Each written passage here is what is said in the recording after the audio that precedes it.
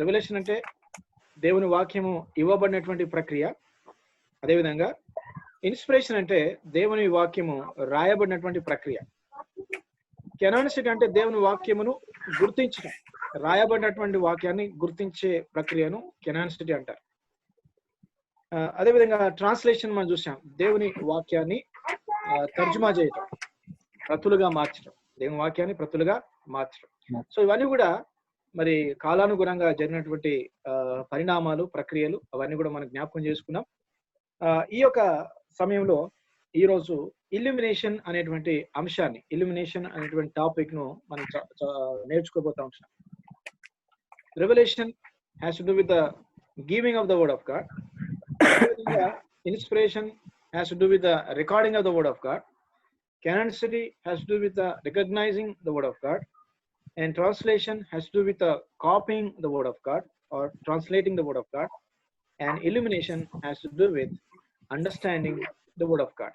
Okay, so ఈ మాటలకు అన్నిటి కూడా ఖచ్చితంగా టూకీగా అర్థాన్ని మీరు ఖచ్చితంగా గుర్తించవలసిందిగా, జ్ఞాపకం ఉంచుకోవాల్సిందిగా మనం చేస్తా ఉన్నాను. రెవల్యూషన్ అంటే వాక్యం ఇవ్వబడటం, ఇన్స్పిరేషన్ అంటే వాక్యము రాయబడటం, కెనానిసిటీ అంటే వాక్యమును గుర్తించటం, ట్రాన్స్లేషన్ అంటే వాక్యాన్ని తర్జుమా చేయటం, ఇల్యూమినేషన్ అంటే వాక్యాన్ని అర్థం చేసుకోవటం. సో ఈ యొక్క మాటలు ఖచ్చితంగా మీరు గుర్తుంచుకోవాలి, మీరు ఖచ్చితంగా మీరు జ్ఞాపకం ఉంచుకోవాల్సిందిగా మనం చేస్తా ఉన్నాం. ఇల్యూమినేషన్ అంటే వాక్యాన్ని అర్థం చేసుకోవటం, అర్థం చేసుకునేటువంటి ప్రక్రియనే ఇల్యూమినేషన్ అంటా ఉన్నాం. ఇల్యూమినేషన్ అనేటువంటి అంశాన్ని ఈ దినం, ఈ యొక్క సాయంకాల సమయంలో ఈ క్లాస్ లో మనం నేర్చుకోబోతా ఉంటాం. Illumination has to do with understanding of the word of God. Understanding the word of God. ఒక రెవల్యూషన్ అనే ప్రక్రియ దేవుడు కొనసాగించాడు, దాన్ని ముగించాడు. Revolution started by God and came to an end. ఆ ప్రక్రియను దేవుడు ప్రారంభించాడు, దానిని దేవుడు ముగించాడు. పాత నిబంధనలో, కొత్త నిబంధన కాలంలో ఆ యొక్క ప్రక్రియ అనేది ముగించబడ్డది. Revolution is completed. మరి వాక్యము రాయబడటం, ఇన్స్పిరేషన్ అంటే వాక్యము రాయబడటం, వాక్యము రాయబడేటువంటి ఆ యొక్క ప్రక్రియను కూడా దేవుడు ముగించాడు. కొత్త నిబంధన కాలంలో, మొదటి శతాబ్ద కాలంలో వాక్యము మరి రాయబడ్డది. అదేవిధంగా పాత నిబంధన కాలంలో కూడా వాక్యము రాయబడ్డది. ఆ యొక్క ప్రక్రియను కూడా దేవుడు ముగించాడు. అదేవిధంగా కెనానిసిటీ అంటే కూడా దేవుని వాక్యాన్ని గుర్తించడం, రాయబడ్డటువంటి వాక్యమును మరి దైవజనులు, గొప్ప గొప్ప దేవుని సేవకులు మరి కొంత సమయాన్ని వారు తీసుకున్నారు. మొదటి శతాబ్దంలో, రెండవ శతాబ్దంలో, 3-4 శతాబ్దాలలో, మరి ఆ శతాబ్దాలలో మరి దైవజనులు, దేవుని యొక్క సేవలు ఉన్నటువంటి వారు, అనేక సంఘాలను నడిపించినటువంటి గొప్ప దైవజనులు, ప్రార్థన పరులు, వాక్య పరిజ్ఞానం ఉన్నటువంటి వారు ఆ కెనానిసిటీ అనేటువంటి ప్రక్రియను కూడా వారు మరి ముగించినటువంటి వారుగా ఉంటున్నారు. ఆ చర్చ్ కౌన్సిల్స్ అన్ని కూడా జరిగాయి. మరి వాక్యము మరి గుర్తించబడ్డది. పాత నిబంధనలో 39 గ్రంథాలు, కొత్త నిబంధనలో 27 గ్రంథాలుగా వారు గుర్తించారు, గ్రహించారు. మరి ఆ యొక్క క్రమాన్ని నేటికి మనం అందరం కూడా పాటిస్తా ఉన్నాం. మరి కొన్ని వేల సంవత్సరాలు గడిచినప్పుడు కూడా మరి ఆ దినాల్లో మరి వారు గుర్తించినటువంటి ఆ క్రమాన్ని మనం పాటిస్తూ ఉంటున్నాం. అదేవిధంగా ట్రాన్స్లేషన్, తర్జుమా అనేటువంటి కార్యక్రమం, ఈ తర్జుమా అనేటువంటి కార్యక్రమం కొనసాగుతాం. ఆ మొదటి శతాబ్దం నుండే మరి తర్జుమాలు, మరి దేవుని వాక్యము మరి ఆ యొక్క ప్రతులుగా మార్చబడ్డది, తర్జుమా చేయబడ్డది, వివిధ భాషల్లోనికి అది మరి ట్రాన్స్లేషన్ చేయబడతా ఉంటుంది, తర్జుమా చేయబడతా ఉంటుంది. మరి అదంతా కూడా ఇప్పటికీ కొనసాగుతూ ఉంటుంది. రెవల్యూషన్ అనేది ముగించబడ్డది, ఇన్స్పిరేషన్ అనేది ముగించబడ్డది, మరి కెనానిసిటీ కూడా ముగించబడ్డది. ఇవన్నీ కూడా ముగించబడ్డప్పుడు కూడా ట్రాన్స్లేషన్ కొనసాగుతూ ఉంది. అదేవిధంగా ఇల్యూమినేషన్ కూడా కొనసాగుతూ ఉంటుంది. ఎందుకంటే ఇల్యూమినేషన్ మరి దేవుని వాక్యాన్ని అర్థం చేసుకునేటువంటి ప్రక్రియ కాబట్టి ఆ ప్రక్రియ అనేది మరి దేవుని రాకడ వరకు కూడా కొనసాగుతూ ఉంటుంది. ఎందుకంటే ఆయన రాకడ వరకు వాక్యం ఉంటుంది. ఆ వాక్యము అర్థం చేసుకోవాల్సినటువంటి బాధ్యత విశ్వాసులది. కాబట్టి పరిశుద్ధాత్మ యొక్క సహాయం చేత, మరి ప్రేరేపణ చేత మరి విశ్వాసులందరూ కూడా వాక్యాన్ని గుర్తించాలి, గ్రహించాలి, అర్థం చేసుకోవాలి. కాబట్టి దేవుడు ఈ యొక్క ఇల్యూమినేషన్ అనేటువంటి కార్యక్రమాన్ని మరి దేవుడు కొనసాగిస్తూ ఉంటున్నాడు. Revolution completed, inspiration is completed, canonicity is over, translation is going on, and inspiration also, illumination also is going on. Okay, ఈ యొక్క వ్యత్యాసాన్ని, ఈ యొక్క డిఫరెన్స్ ను ఖచ్చితంగా మీరు గుర్తించాలి. Inspiration is over, Revelation is over. Canonicity is completed. But translation work is going on. Even today, there are many languages. Bible is not available. There are so many committed people are serving and serving in this regard, and they're trying their best to give the Bible in their respective languages. Right, అదొక ప్రత్యేకమైనటువంటి పరిచర్యగా కొనసాగుతూ ఉంటుంది. Bible లేనటువంటి మరి అనేక భాషలు ఉన్నాయి ఇప్పటికి కూడా. అటువంటి భాషల్లో బైబిల్ అందివ్వడానికి ఎంతో మంది సమర్పణ కలిగినటువంటి మరి దేవుని బిడ్డలు, దైవజనులు ఆ విషయంలో వారు ప్రార్థన పూర్వకంగా ప్రయాసపడుతూ ఉన్నారు. మరి కొంత మట్టుకు వారు సక్సీడ్ అవుతా ఉన్నారు. ఆ యొక్క విషయాలన్నీ కూడా మనం అందరూ కూడా ఎరిగినటువంటి వారు. ఒకప్పుడు బైబిల్ లేనటువంటి మరి బంజారా తెగల వారు ఉన్నారు. మరి నేటి నాన్న వారికి కూడా దేవుడు బైబిల్ను అనుగ్రహించాడు. ఆ విధంగా తర్జుమా అనేది కొనసాగుతుంది కూడా. మరి అదేవిధంగా ఇల్యూమినేషన్, ఈ దిన మరి అంశము ఇల్యూమినేషన్ అనేటువంటి మాటను ఇక్కడ చూస్తూ ఉంటాం.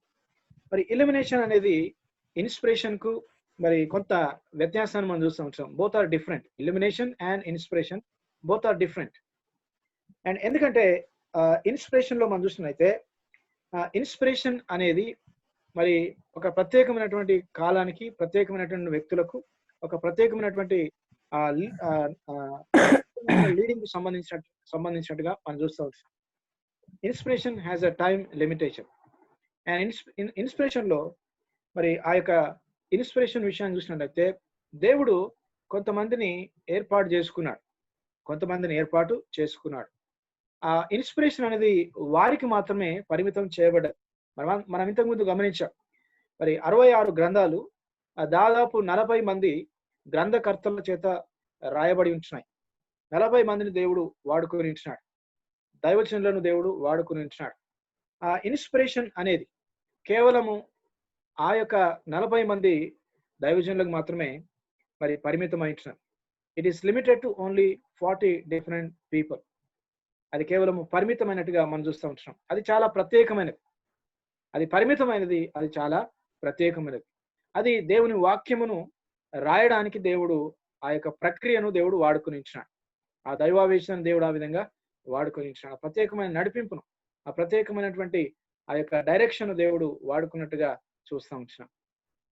అది ఇన్స్పిరేషన్ సంబంధించినటువంటి విషయం.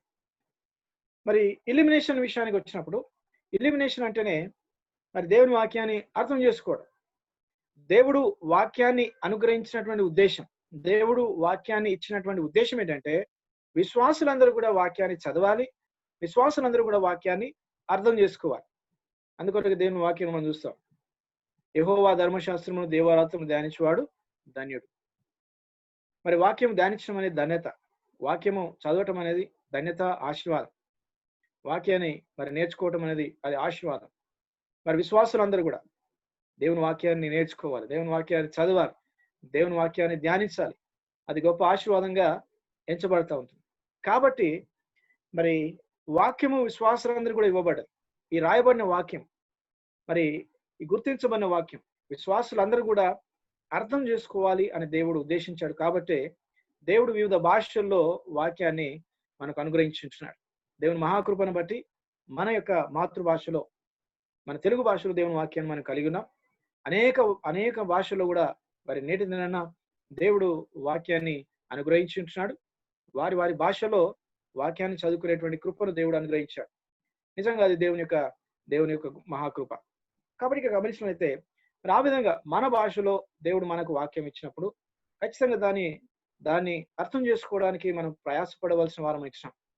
ఈ అర్థం చేసుకునేటువంటి ప్రక్రియని మరి ఈ యొక్క థియాలజీలో దాన్ని ఇల్యూమినేషన్ అంటారు. వాక్యాన్ని అర్థం చేసుకునేటువంటి ప్రక్రియ, వాక్యాన్ని అర్థం చేసుకునేటువంటి ఆ యొక్క ప్రాసెస్ ను మనం ఇల్యూమినేషన్ గా మనం ఇక్కడ చదువుకుంటా ఉంటున్నాం. కాబట్టి ఈ యొక్క మాట ఇల్యూమినేషన్ అనేటువంటి మాట కొంత కష్టమైనప్పటికీ, అది పలకడానికి కష్టంగా ఉన్నప్పటికీ కూడా దాని యొక్క అర్థాన్ని మీరు ఖచ్చితంగా గ్రహించవలసిందిగా మనం చేస్తా ఉన్నాం. ఇల్యూమినేషన్ అంటే దేవుని వాక్యాన్ని అర్థం చేసుకోవడం. ఎవరు అర్థం చేసుకోవాలి? దేవుని నమ్మినటువంటి వారందరూ కూడా దేవుని వాక్యాన్ని అర్థం చేసుకోవాలి. అది దేవుని యొక్క ఉద్దేశం. దేవుడు ఆ విధంగా వాక్యాన్ని మన కొరకు ఉద్దేశించాడు. కాబట్టి ఆ వాక్యాన్ని మనం అర్థం చేసుకుంటూ, ఆ వాక్యాన్ని మనము పాటిస్తూ, ఆ వాక్యాన్ని అనేకులకు మనం బోధించవలసినటువంటి వారం ఇచ్చాం. సరే, ఇక్కడ మనం చూసినట్లయితే ఇన్స్పిరేషన్, అదేవిధంగా ఇల్యూమినేషన్, ఈ యొక్క రెండు పదాలను చూస్తా ఉన్నాం. ఈ 2 పదాలు కూడా మరి వాక్యానికి సంబంధించినవే. కానీ కొంత వ్యత్యాసాన్ని, కొంత తేడాను మనం చూసించాం. ఇన్స్పిరేషన్ అనేది వాక్యం రాయడానికి ఉపయోగించబడ్డది. ఇల్యుమినేషన్ అనేది వాక్యము అర్థం చేసుకోవడానికి ఉపయోగించబడ్డది. ఇన్స్పిరేషన్ అనేది ముగించబడ్డది. మరి ఇల్యుమినేషన్ అనేది కొనసాగించబడతా ఉంటుంది. ఇన్స్పిరేషన్ అనేది ఒక అద్భుతం. అదేవిధంగా ఇల్యుమినేషన్ అనేది మరి దినదినము జరిగేటువంటి ప్రక్రియ. మరి ఇన్స్పిరేషన్ అనేది మరి కేవలము 40 మందికి మాత్రమే అది పరిమితమైనది. ఇల్యుమినేషన్ అనేది విశ్వాసులందరూ కూడా వర్తిస్తా ఉంది. ఈ యొక్క వ్యత్యాసాలు, ఈ యొక్క తేడాలు ఖచ్చితంగా మీరు జ్ఞాపకం ఉంచుకోవాల్సిందిగా మనవి చేస్తా ఉన్నాను. ఇల్యుమినేషన్ కు అదేవిధంగా ఇన్స్పిరేషన్ కు ఉన్నటువంటి ఈ యొక్క తేడా 2 కూడా వాక్యానికి సంబంధించినవే అయినప్పటికీ కూడా వాటి మధ్య ఉన్నటువంటి ఒక వ్యత్యాసాన్ని మీరు ఖచ్చితంగా గుర్తించాలి. ఈ 2 కూడా మరి వివిధ అంశాలకు వివిధ విషయాలకు, వాక్యానికి సంబంధించినటువంటి వివిధ అంశాలకు మరి సంబంధించినవి కాబట్టి రెండు కూడా వేరు కాబట్టి మీరు దానిలో ఉన్నటువంటి వ్యత్యాసాన్ని మరి ఖచ్చితంగా గుర్తించవలసిందిగా మనం ఇక్కడ నేర్చుకుంటూ ఉంటున్నాం.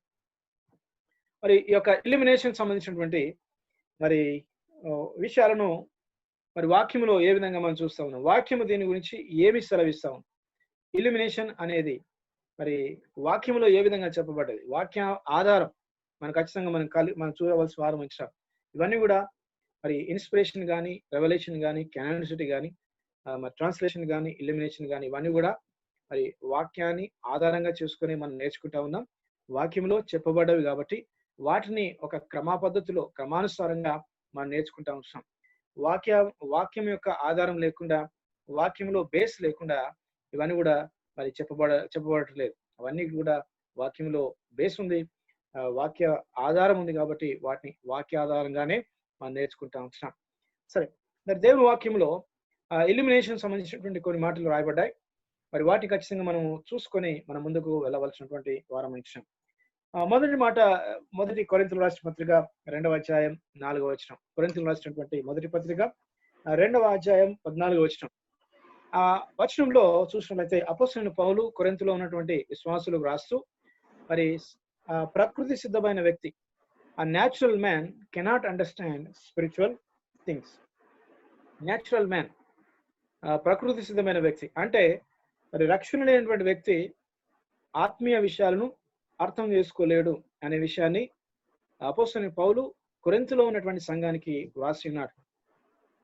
ఎందుకంటే కొరింథీ సంఘంలో కూడా కొంతమంది విశ్వాసులైనప్పుడు కూడా వారు కూడా అవిశ్వాసులుగా వారు ప్రవర్తించారు, అన్యులుగా ప్రవర్తించారు, విశ్వాసం లేనిగా వారుగా ప్రవర్తించారు. కాబట్టి వారికి ఈ యొక్క పత్రికను రాస్తూ వారి యొక్క లోపాన్ని ఎత్తి చూపుతూ వారిని సరిచేస్తున్నట్టుగా చూస్తూ ఉంటారు.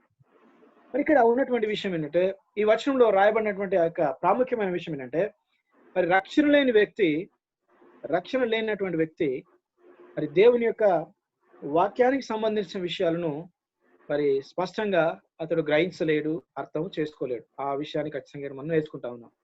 రక్షణ లేనటువంటి వారు, విశ్వాసం లేనటువంటి వారు, నమ్మకము లేనటువంటి వారు, యేసుక్రీస్తు సరైనటువంటి విశ్వాసం ఉంచినటువంటి వారు వాక్యాన్ని వాక్యముగా అర్థం చేసుకోలేరు. కొంత మటుకు గ్రహించవచ్చు, కొంత మటుకు ఆ యొక్క ఇంటలెక్చువల్ నాలెడ్జ్ వారు కలిగి ఉండవచ్చు, కానీ దానిని గుర్తించలేరు, దానిని గ్రహించలేరు, దానిని సంపూర్ణంగా వారు అర్థము చేసుకోలేరు.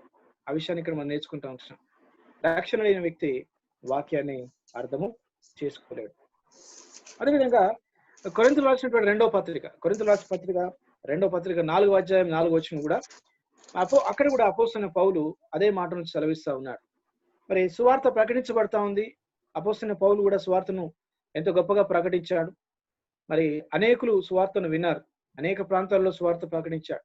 కానీ మరి చాలా మంది రక్షణ పొందలేదు, చాలా మంది రక్షణ పొందలేకపోయారు. అందుకల కారణం ఏంటంటే మరి ఈ లోక సంబంధమైన దేవత వారి మనోనేత్రములకు గుడ్డితనమును కలిగజేస్తా ఉంది. ఎందుకంటే మనమందరం కూడా ఈ లోకంలో ఉన్నాం. ఈ లోకం యొక్క అధికారి సాతాను యొక్క అధికారం కింద మనుషులందరూ ఉంటున్నారు. మరి ఈ లోకాధికారి వెలుగుదూత వేషం వేసుకొని అనేకుల యొక్క మనోనేత్రములకు గుడ్డితనాన్ని కలగజేస్తా ఉన్నాడు. కాబట్టి ఆ కారణాన్ని బట్టి కూడా వెలుగును చూడలేకపోతా ఉన్నారు. ఆ గుడ్డితనాన్ని బట్టి వాక్యపు వెలుగును వారు చూడలేకపోతా ఉన్నారు.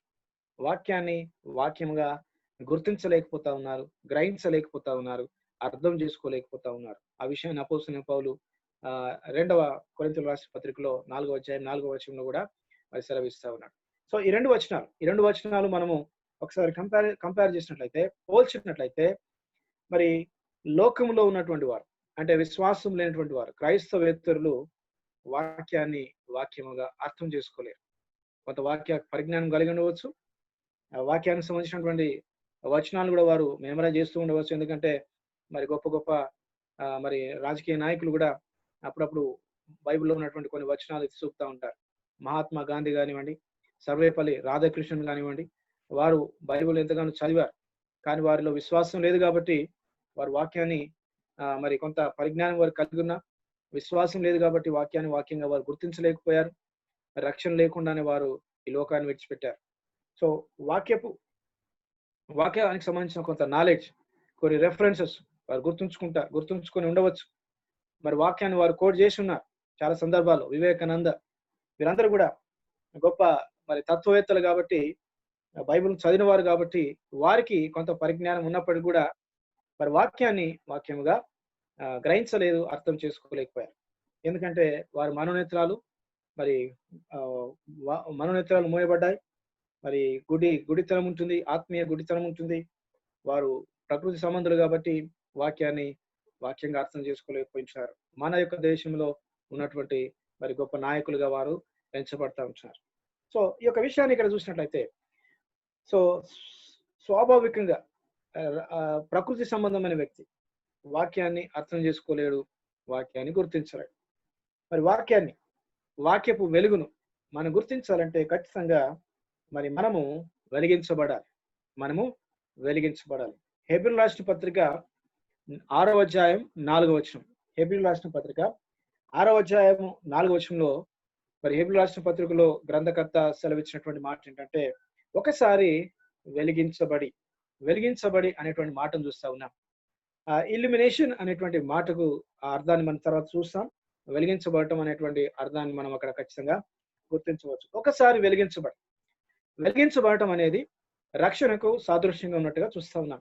వెలిగించబడటం, ఒకప్పుడు చీకట్లో ఉన్నటువంటి వారు, అంధకారంలో ఉన్నటువంటి వారు, యేసుక్రీస్తు కృపను బట్టి, ఆయన యందు విశ్వాసాన్ని బట్టి మనం వెలిగించబడ్డాం.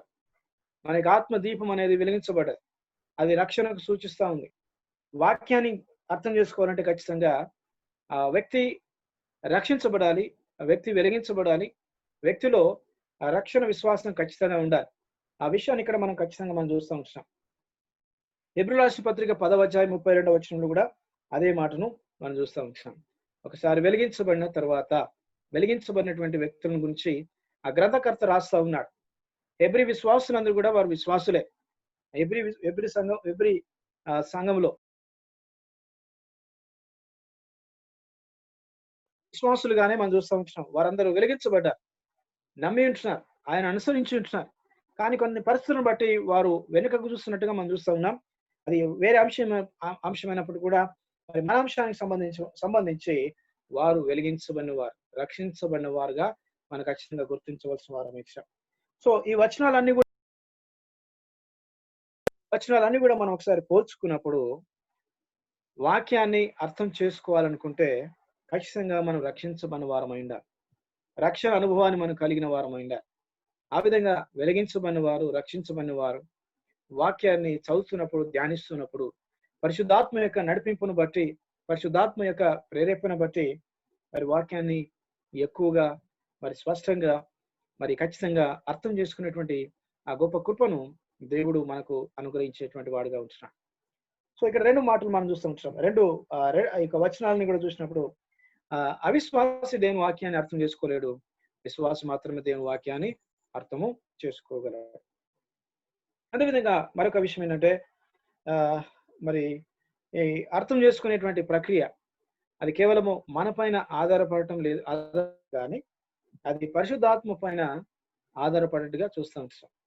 మరి పరిశుద్ధాత్మ యొక్క ప్రక్రియ, పరిశుద్ధాత్మ యొక్క క్రియగా, పరిశుద్ధాత్మ చేసేటువంటి పనిగా మనం చూస్తూ ఉంటాం. 2వ పేతురు 1వ అధ్యాయం 21వ వచనంలో పరిశుద్ధాత్మ చేత నడిపించబడ్డారు, పరిశుద్ధాత్మ చేత ప్రేరేపించబడి వారు వాక్యాన్ని రాసినట్టుగా చూస్తూ ఉంటాం. Holy men of God were led by the Holy Spirit of God. మరి వారు ఆ విధంగా ప్రేరేపించబడి నడిపించబడి వాక్యాన్ని రాశారు. ఆ 40 మంది గ్రంథకర్తలు, 40 మంది దైవజనులు మరి పరిశుద్ధాత్మ చేత నడిపించబడి వాక్యాన్ని రాశారు. మరి వాక్యాన్ని మనకు అనుగ్రహించారు. అదేవిధంగా రాయబడినటువంటి ఆ వాక్యాన్ని మనం అర్థం చేసుకోవాలనుకుంటే ఖచ్చితంగా పరిశుద్ధాత్మ యొక్క సహాయము మనకు ఎంతైనా అవసరమైంది. రాయటంలో పరిశుద్ధాత్మ దేవుడు మరి ఎంతగానో సహాయం చేశాడు. మరి పరిశుద్ధాత్మ దేవుని యొక్క మరి ఆ ప్రమేయం అక్కడ ఉన్నట్టుగా చూస్తూ ఉంటాం. They were all led by the Holy Spirit of God. They were all controlled by the Holy Spirit of God. Supernaturally Holy Spirit control them and guided them. ఆ విషయాన్ని మనం నేర్చుకున్నాం. ఇన్స్పిరేషన్ మనం ఆ అంశాన్ని మనం చదివినప్పుడు నేర్చుకుంటున్నాం. పరిశుద్ధాత్మ యొక్క ప్రమేయం అక్కడ ఖచ్చితంగా మనం చూసాం.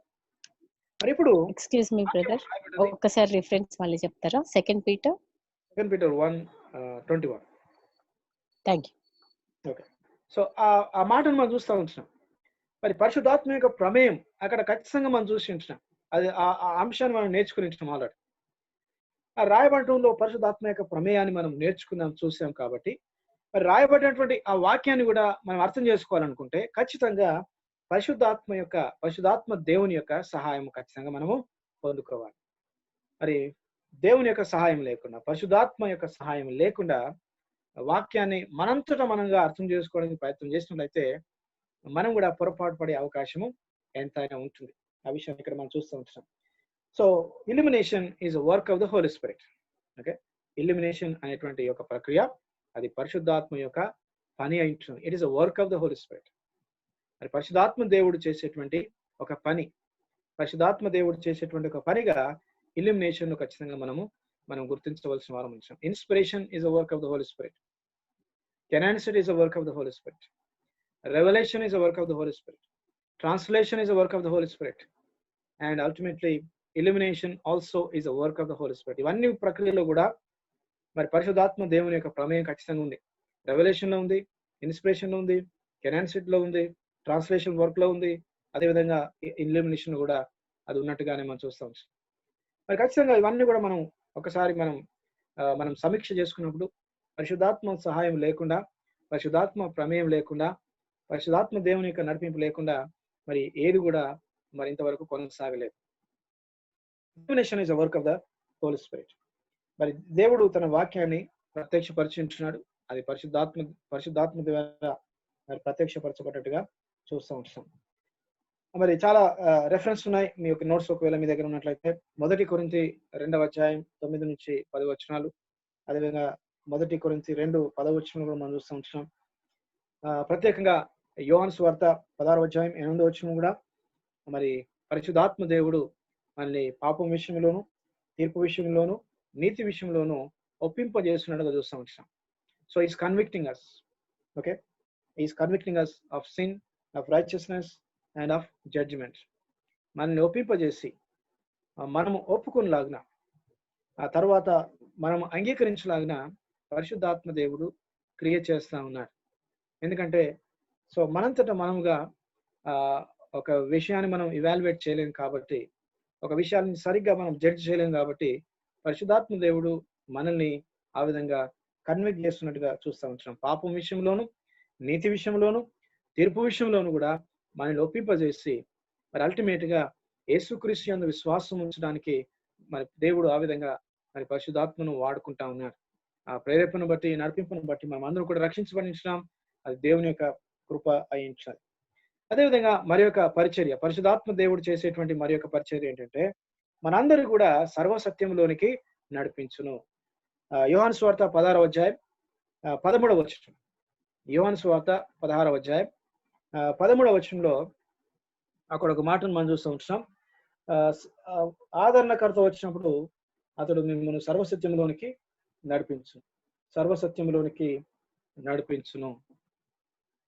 యేసుక్రీస్తు ప్రభువు వారు తన పరిచయం ముగించుకొని మరి పరలోకానికి వెళ్ళే సమయం ఆసన్నమైనప్పుడు మరి శిష్యులందరూ కూడా ఎంతగానో నిరాశపడ్డారు.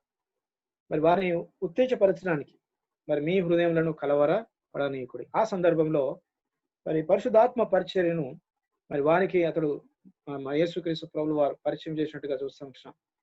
మరి నేను వెళ్ళి ఆదరణకర్తను పంపిస్తాను. నేను వెళ్ళి మరి ఆదరణకర్తను పంపిస్తాను. I will go and send the comforter and he will come and comfort you and not only that he will teach you all things.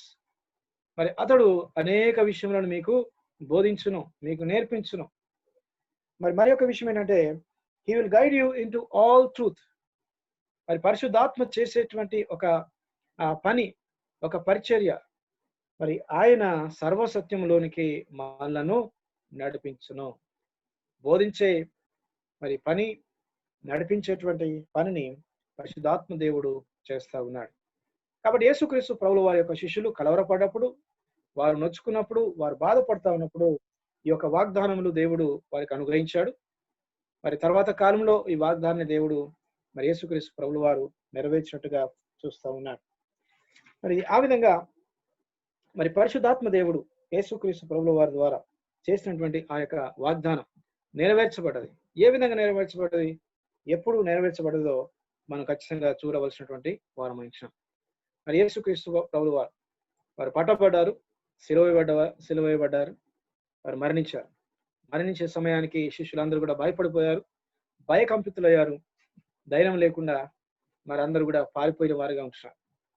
కానీ ఆయన లేచిన తర్వాత మరి పునరుత్థాన దినాన్ని బట్టి, పునరుత్థాన శక్తిని బట్టి మరి దేవుడు తిరిగి మరి విశ్వాసుల యొక్క హృదయాలను దేవుడు ప్రేరేపించారు. ప్రత్యేకంగా శిష్యుల యొక్క హృదయాన్ని ప్రేరేపించి వారందరూ కూడా నిలబడేటువంటి కృపను దేవుడు వారికి అనుగ్రహించారు. సో తర్వాత కాలంలో అపోస్తుల కార్యంలో 2వ అధ్యాయం ఆ అధ్యాయంలో మనం చూసినట్లయితే వారందరూ కూడా ధైర్యంగా ప్రార్థన చేస్తా ఉన్నారు. మేడగది పైన వారు ప్రార్థన చేశారు. ప్రార్థన చేసిన తర్వాత దేవుడు ఏ మాటనైతే వాగ్దానం చేశాడో ఆ మాటను నెరవేర్చాడు. పరిశుద్ధాత్మను వారి మధ్యకు పంపించాడు. మరి నేను ఆదరణకర్తను పంపించదురు అని ఆయన వాగ్దానం చేశాడు. ఆ మాటను దేవుడు నెరవేర్చాడు. యేసుక్రీస్తు ప్రభువు వారు ఆ మాటను నెరవేర్చాడు.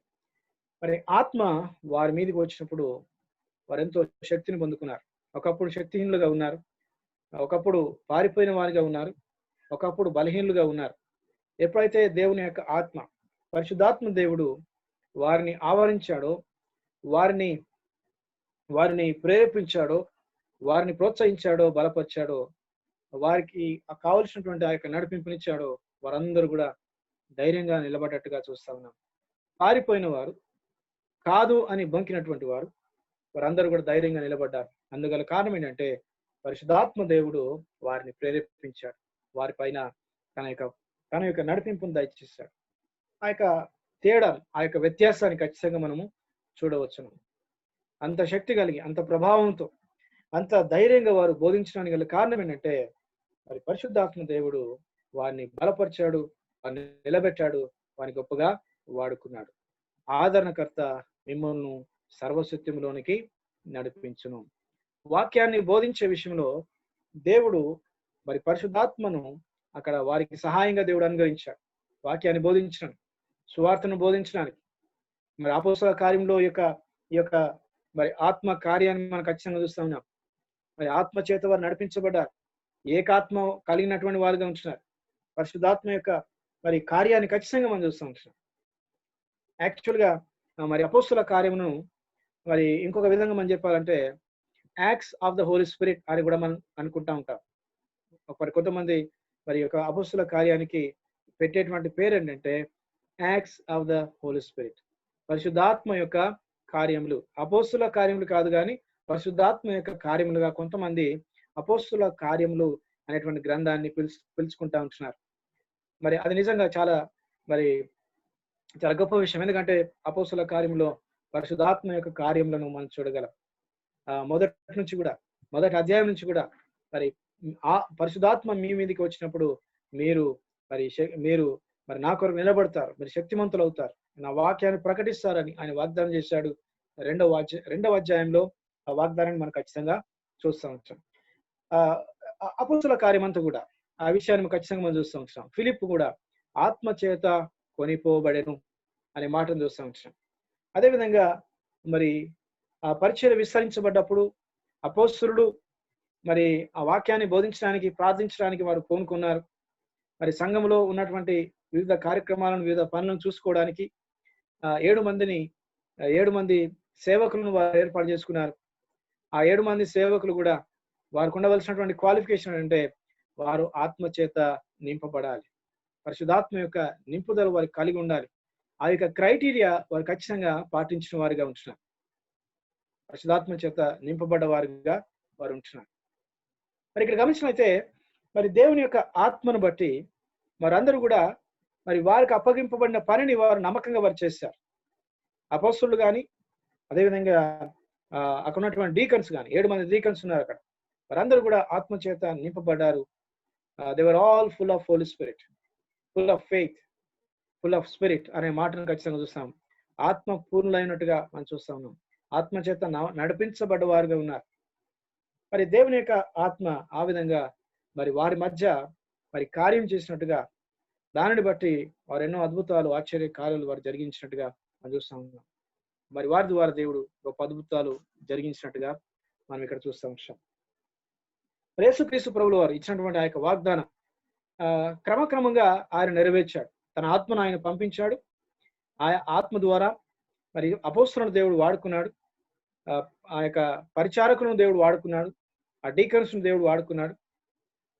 స్టెఫన్ విషయంలో కూడా చూసినట్లయితే స్టెఫన్ కూడా was full of Holy Spirit, ఆత్మ పూర్ణుడై ఉండెను.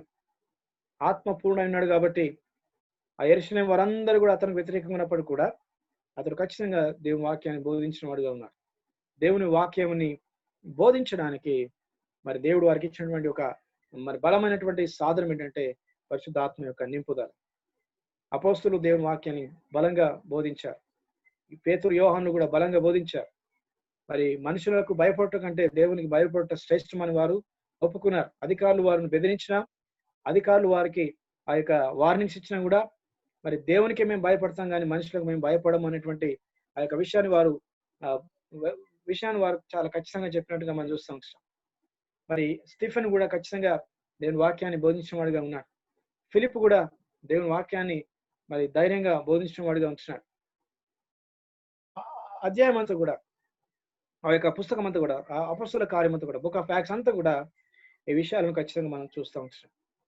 మరి దేవుని యొక్క ఆత్మ చేత వారు వాక్యాన్ని బోధించాలి. సర్వసత్యములోనికి మిమ్మల్ని నడిపించడం, మీకు మరి బోధించును అనే మాటను, అనే వాగ్దానమును దేవుడు ముందుగా అపోస్తలుల ఎడల నెరవేర్చారు. మరి తర్వాత కాలంలో మరి ఆ యొక్క సర్వసత్యంలోనికి నడిపించును అనేటువంటి మాట మరి వారు కేవలం బోధించడమే కాకుండా కొంతమందిని దేవుడు తన వాక్యమును రాయడానికి ఉపయోగించుకున్నాడు. ఆ ఇన్స్పిరేషన్ అనేటువంటి అంశాన్ని మనం గమనించాం ఆల్రెడీ. మరి వారు బోధించారు. తర్వాత కాలంలో మరి కొత్త నిబంధనకు సంబంధించినటువంటి అనేక గ్రంథాలు రాయబడ్డాయి. ఆ విధంగా రాయబడడానికి గల కారణం ఏంటంటే మరి అపోస్తలుల్లో కొంతమందిని దేవుడు వాడుకున్నాడు. ప్రత్యేకమైనటువంటి నడిపింపును దేవుడు వారికి దయచేశాడు. పరిశుద్ధాత్మను బట్టి వారందరూ కూడా మరి వారికి ఇచ్చినటువంటి తలాంతులను బట్టి, సామర్థ్యాన్ని బట్టి మరి దేవుడు వారు నడిపించిన విధానాన్ని బట్టి కొన్ని కొత్త నిబంధన గ్రంథాలను వారు రాసిన వారిగా ఉంటున్నారు. అపోస్తలులు అయిన వారు ఉన్నారు, అపోస్తలులు కాని వారు కూడా ఉన్నారు. ఆ విషయాన్ని కూడా మనం ఆల్రెడీ మనం ధ్యానం చేసి ఉంటున్నాం, మనం నేర్చుకుని ఉంటున్నాం. మరి ఈ యొక్క వాగ్దానం దేవుడు క్రమక్రమంగా అపోస్తలుల విషయంలో నెరవేర్చాడు. అపోస్తలులకు దేవుడు ఆ యొక్క ధన్యతను దేవుడు దయచేశాడు. అదేవిధంగా ఈ యొక్క వాగ్దానం కేవలం వారికి మాత్రమే కాకుండా దేవుని నమ్మినటువంటి వారందరూ కూడా వర్తిస్తూ ఉంటుంది. మరి పరిశుద్ధాత్మ మరి సర్వసత్యంలోనికి నడిపించును. మరి వాక్యం అనేది రాయబడ్డది. వాక్యం రాయబడటమే కాకుండా వాక్యం అనేది అర్థం చేసుకోవాలి, వాక్యాన్ని గుర్తించాలి, వాక్యాన్ని గ్రహించాలి. మరి ఆ విధంగా రాయబడడానికి దేవుడు సాయం చేశాడు. అదేవిధంగా వాక్యాన్ని మరి గుర్తించడానికి దేవుడు సాయం చేశాడు. కెనాన్ చేయడం మనం నేర్చుకున్నాం. రాయబడ్డటువంటి వాక్యాన్ని కూడా మనము అర్థం చేసుకోవాల్సిన వారం ఇష్టం. వాక్యాన్ని అర్థం చేసుకోవడానికి ఖచ్చితంగా దేవుని యొక్క సహాయము ఎంతైనా అవసరం. ఎందుకంటే అది దేవుని వాక్యం కాబట్టి, దేవుని యొద్ద నుండి వచ్చిన వాక్యం కాబట్టి. Because God is the source of this word and since is the source, since is the authority, so we must always need his help to understand the word of God. చాలాసార్లు మరి కొన్ని టెక్స్ట్ బుక్స్ ఉన్నాయనుకోండి. ఒక వ్యక్తి ఒక text book రాశాడు. ఆ text book మనం చదువుతా ఉన్నాం. ఆ టెక్స్ట్ బుక్ లో కొన్ని విషయాలు మనకు అర్థం కాలేదు. ఆ విధంగా అర్థం కానప్పుడు అది స్వాభావికంగా మనం ఏం చేస్తామంటే ఆ టెక్స్ట్ బుక్ రాసిన వ్యక్తి ఒకవేళ మనకు అందుబాటులో ఉన్నాడు అనుకుందాం. మనకు అందుబాటులో ఉన్నట్లయితే మన అర్థం కాని విషయాన్ని మనం చేస్తామంటే దాన్ని అండర్లైన్ చేసుకుంటాం, దాన్ని సర్కిల్ చేసుకుంటాం, అది నోట్ చేసుకుంటాం. దాన్ని రాసినటువంటి ఆ టెక్స్ట్ బుక్ రాసినటువంటి వ్యక్తి యొద్దకు వెళ్ళి మరి పలానా విషయం నాకు అర్థం కాలేదని ఖచ్చితంగా అడిగే అవకాశము ఉంటుంది.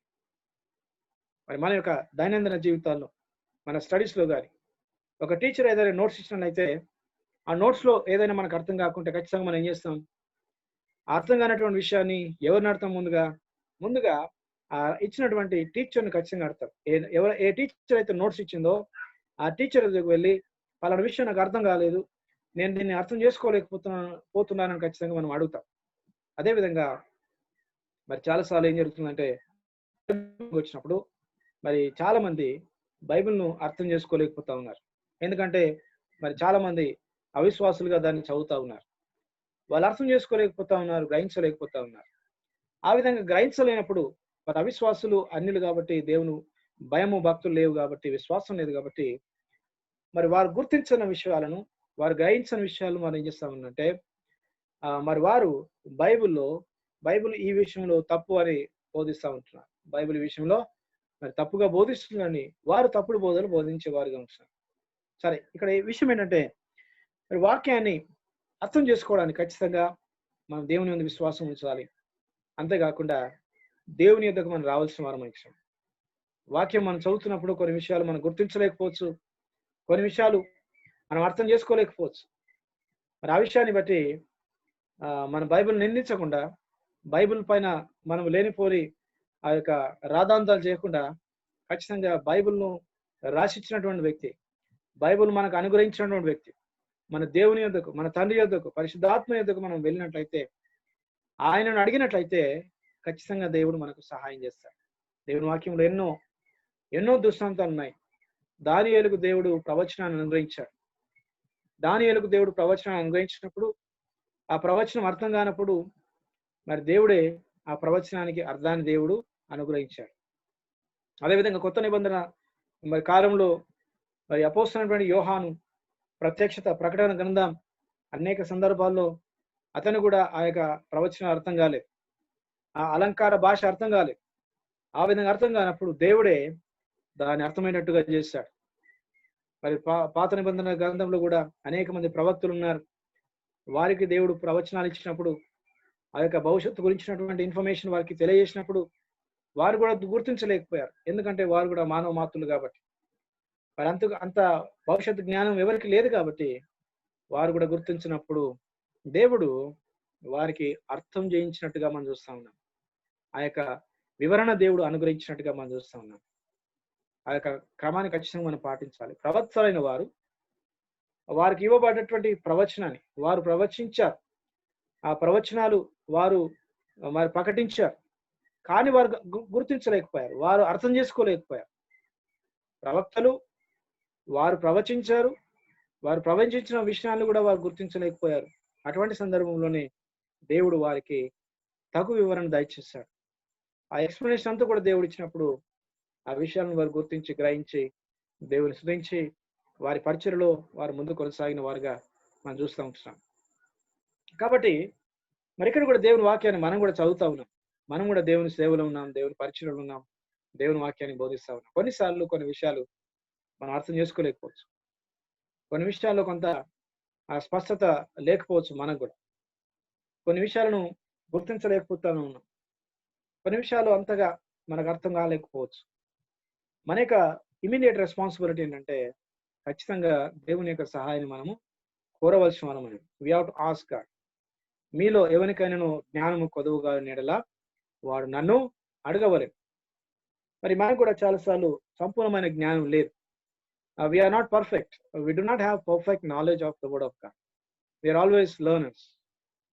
We are the students of the word of God. మనం విద్యార్థులమై ఉంటాం, మనం నేర్చుకుంటా ఉంటాం. నేర్చుకునేటువంటి క్రమంలో చాలా విషయాలు మనకు కూడా అర్థం కావు. మరి కొన్నిసార్లు నాకు కూడా కొన్ని అర్థం కానిటువంటి విషయాలు ఉంటాయి.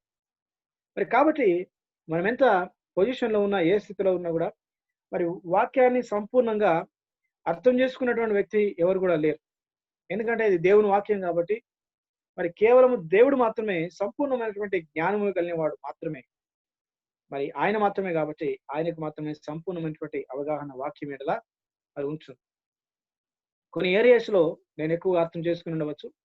కొన్ని ఏరియాస్ లో మీరు ఎక్కువ పరిజ్ఞానం మీరు కలిగి ఉండవచ్చు. కొన్ని ఏరియాస్ లో కొన్ని విషయాల్లో ఇతరులు ఎక్కువగా అవగాహన కలిగి ఉండవచ్చు. ఒక్కొక్కరికి ఒక్కొక్క ఏరియాలో అవగాహన ఉంటుంది కాబట్టి నాకు తెలిసిన విషయాలని మరి నేను మీతో పంచుకోవటం, మీకు తెలిసిన విషయాలను మీరు నాతో పంచుకోవటం, మనకు తెలిసిన విషయాలను ఇతరులతో పంచుకోవటం, ఇతరులు తెలిసిన విషయాలను మనతో పంచుకోవటాన్ని బట్టి మనం అందరం కూడా ఒకరినొకరు ఆ విధంగా మరి ప్రేరేపించుకోవటం ద్వారా, ప్రోత్సహించుకోవటం ద్వారా మనం అందరం కూడా దేవుని వాక్యంలో మరి ఎదిగే అవకాశం ఉంటుంది. మనమందరం కూడా దేవుని వాక్యంలో ఫలించే అవకాశం ఉంటుంది. దేవుడు ఆ విధంగా మనందరూ కూడా సిద్ధపరిచుంటున్నాడు. ఏ ఒక్కరికి సంపూర్ణమైన జ్ఞానాన్ని దేవుడు అనుగ్రహించలేదు. మరి వాక్యం అనుగ్రహించే విషయం కూడా మరి అక్కడ ఒక తలాంపు, ఇక్కడ ఒక తలాంపు, లిటిల్ హియర్ లిటిల్ దేర్, అక్కడ కొంత ఇక్కడ కొంత, ఆ క్రమాన్ని బట్టి దేవుడు అనుగ్రహించాడు. Revolution is always progressive. దేవుడు ఇచ్చిన క్రమం కూడా అటువంటిదే. మరి వాక్యం అంతా కూడా ఒక వ్యక్తి ద్వారా దేవుడు ఇవ్వలేదు.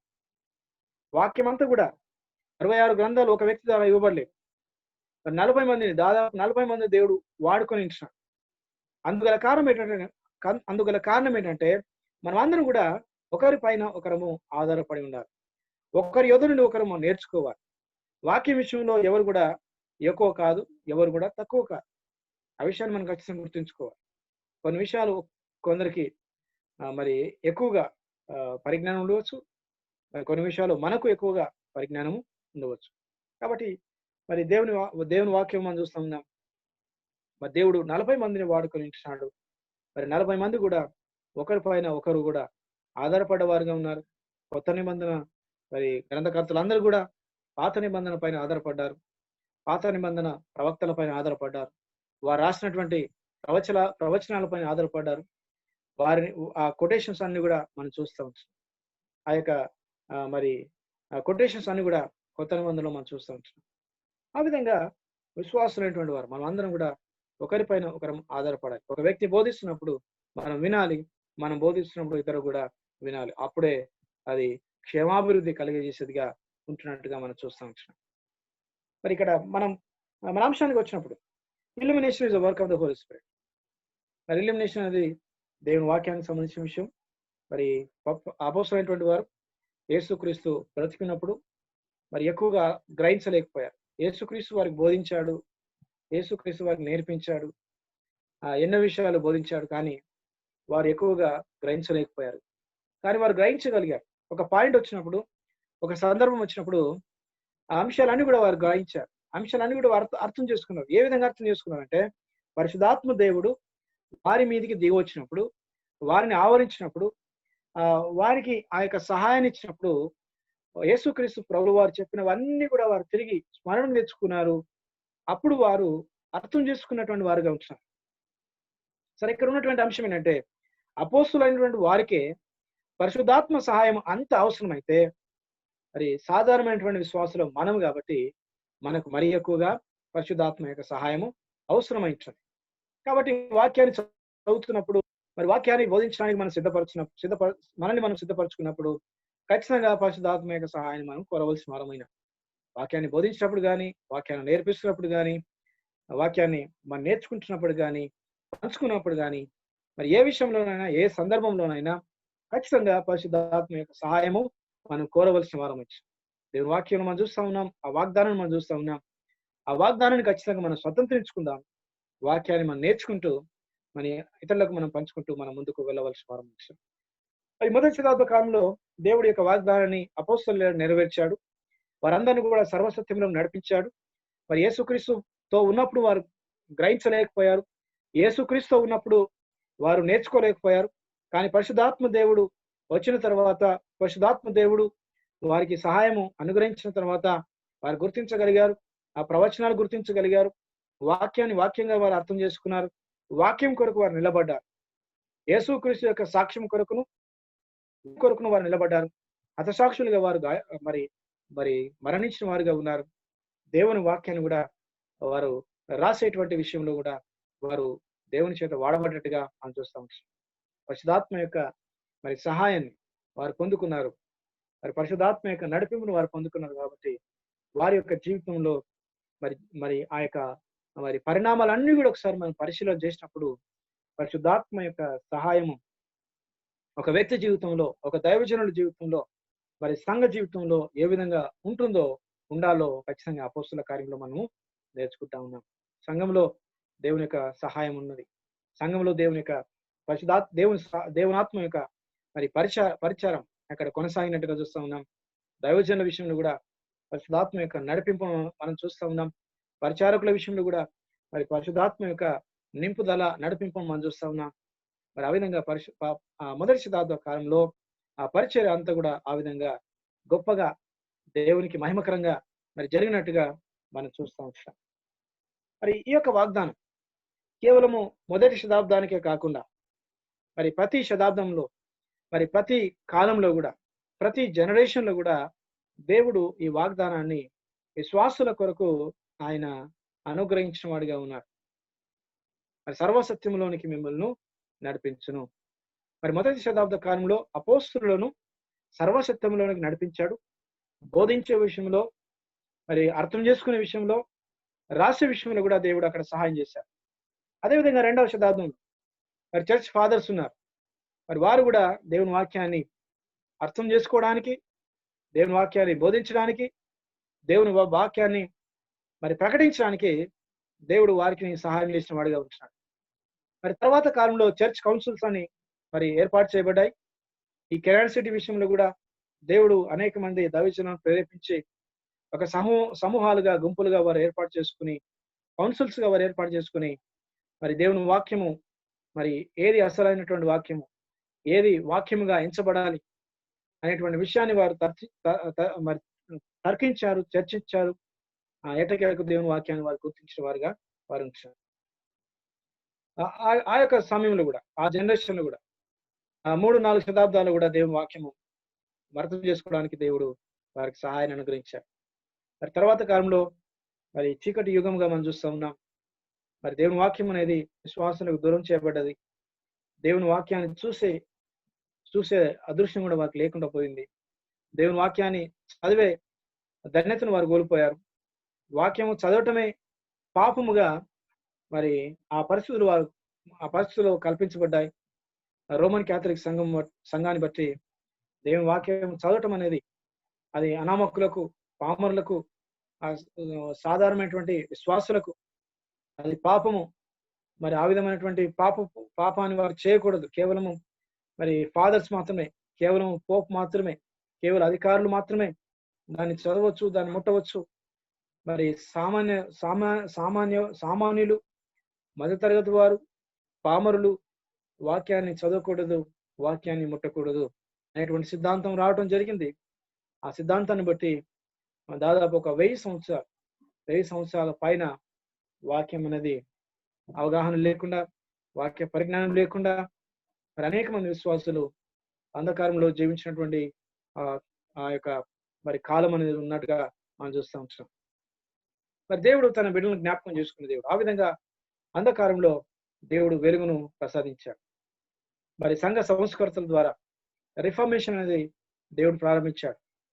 అప్పుడున్నటువంటి ఆ యొక్క సిస్టానికి వ్యతిరేకంగా, ఉన్నటువంటి కట్టుబాట్లకు వ్యతిరేకంగా, ఉన్నటువంటి పద్ధతులకు వ్యతిరేకంగా దేవుడు కొంతమంది దైవజనులను ప్రేరేపించాడు, లేవనెత్తాడు, నిలబెట్టాడు. వారందరూ కలిసి రోమన్ క్యాథలిక్ సంఘానికి వ్యతిరేకంగా మరి పోరాటం చేశారు. ఆ పోరాటంలో మరి దేవుని యొక్క ఆత్మ సహాయం వారికి ఎంతగానో దేవుడు అనుగ్రహించాడు. పరిశుద్ధాత్మ యొక్క సహాయాన్ని బట్టి వారు వాక్యాన్ని అర్థం చేసుకున్నారు. వాక్యంగా వారు గుర్తించారు. వాక్యం కొరకు వారు నిలబడ్డారు. మరి వారి యొక్క విశ్వాసం, వారి యొక్క పోరాటం, మరి వారి యొక్క పట్టుదల, ఆ ఫలితమే ఆ సంఘంలో సంస్కరణలు ప్రారంభించబడ్డాయి. మరి క్యాథలిక్ సంఘం నుంచి ప్రొటెస్టెంట్స్ గా విడిపోవడం జరిగింది. దాదాపు కొన్ని 100 సంవత్సరాలు గడిచిపోయాయి. 500 సంవత్సరాలు పైబడి మరి ఆ యొక్క సమయం గడిచిపోయింది. నేటి దినాన మనందరూ కూడా వాక్యాన్ని కలిగి ఉంచాం. సరే, ఇక్కడ మరి వాక్యాన్ని సంస్కర్తలు వాక్యాన్ని అర్థం చేసుకున్నారు. రిఫార్మర్స్ జాన్ క్యాల్విన్ గారు మరి జూంగ్లీ గారు, ఇంకా అనేక మంది మరి దైవజనులు, మార్టిన్ లూథర్ గారు, వారందరూ కూడా వాక్యాన్ని అర్థం చేసుకునే విషయంలో దేవుని యొక్క ఆత్మ సహాయం ఎంతైనా ఉన్నట్టుగా మనం చూస్తాం. దేవుని ఆత్మ లేకుండా, దేవుని ఆత్మ యొక్క సహాయం లేకుండా ఎవరు కూడా ఏ సమయంలోనూ ఏ జనరేషన్లోనూ కూడా మరి వాక్యాన్ని అర్థం చేసుకోలేరు. మరి పరిశుద్ధాత్మ సహాయం మనకి ఎంతైనా అవసరం. సో కాబట్టి మరి తర్వాత కాలంలో కూడా ఎన్నో మరి భ్రమలు, ఎన్నో అపోహలు, ఎన్నో తప్పుడు సిద్ధాంతాలు, తప్పుడు బోధలు వాక్యానికి సంబంధించి వస్తూ ఉన్నాయి. మరి నేటి దినాలు కూడా అటువంటి బోధలు జరుగుతూ ఉన్నాయి, మన చుట్టూ కూడా జరుగుతూ ఉన్నాయి.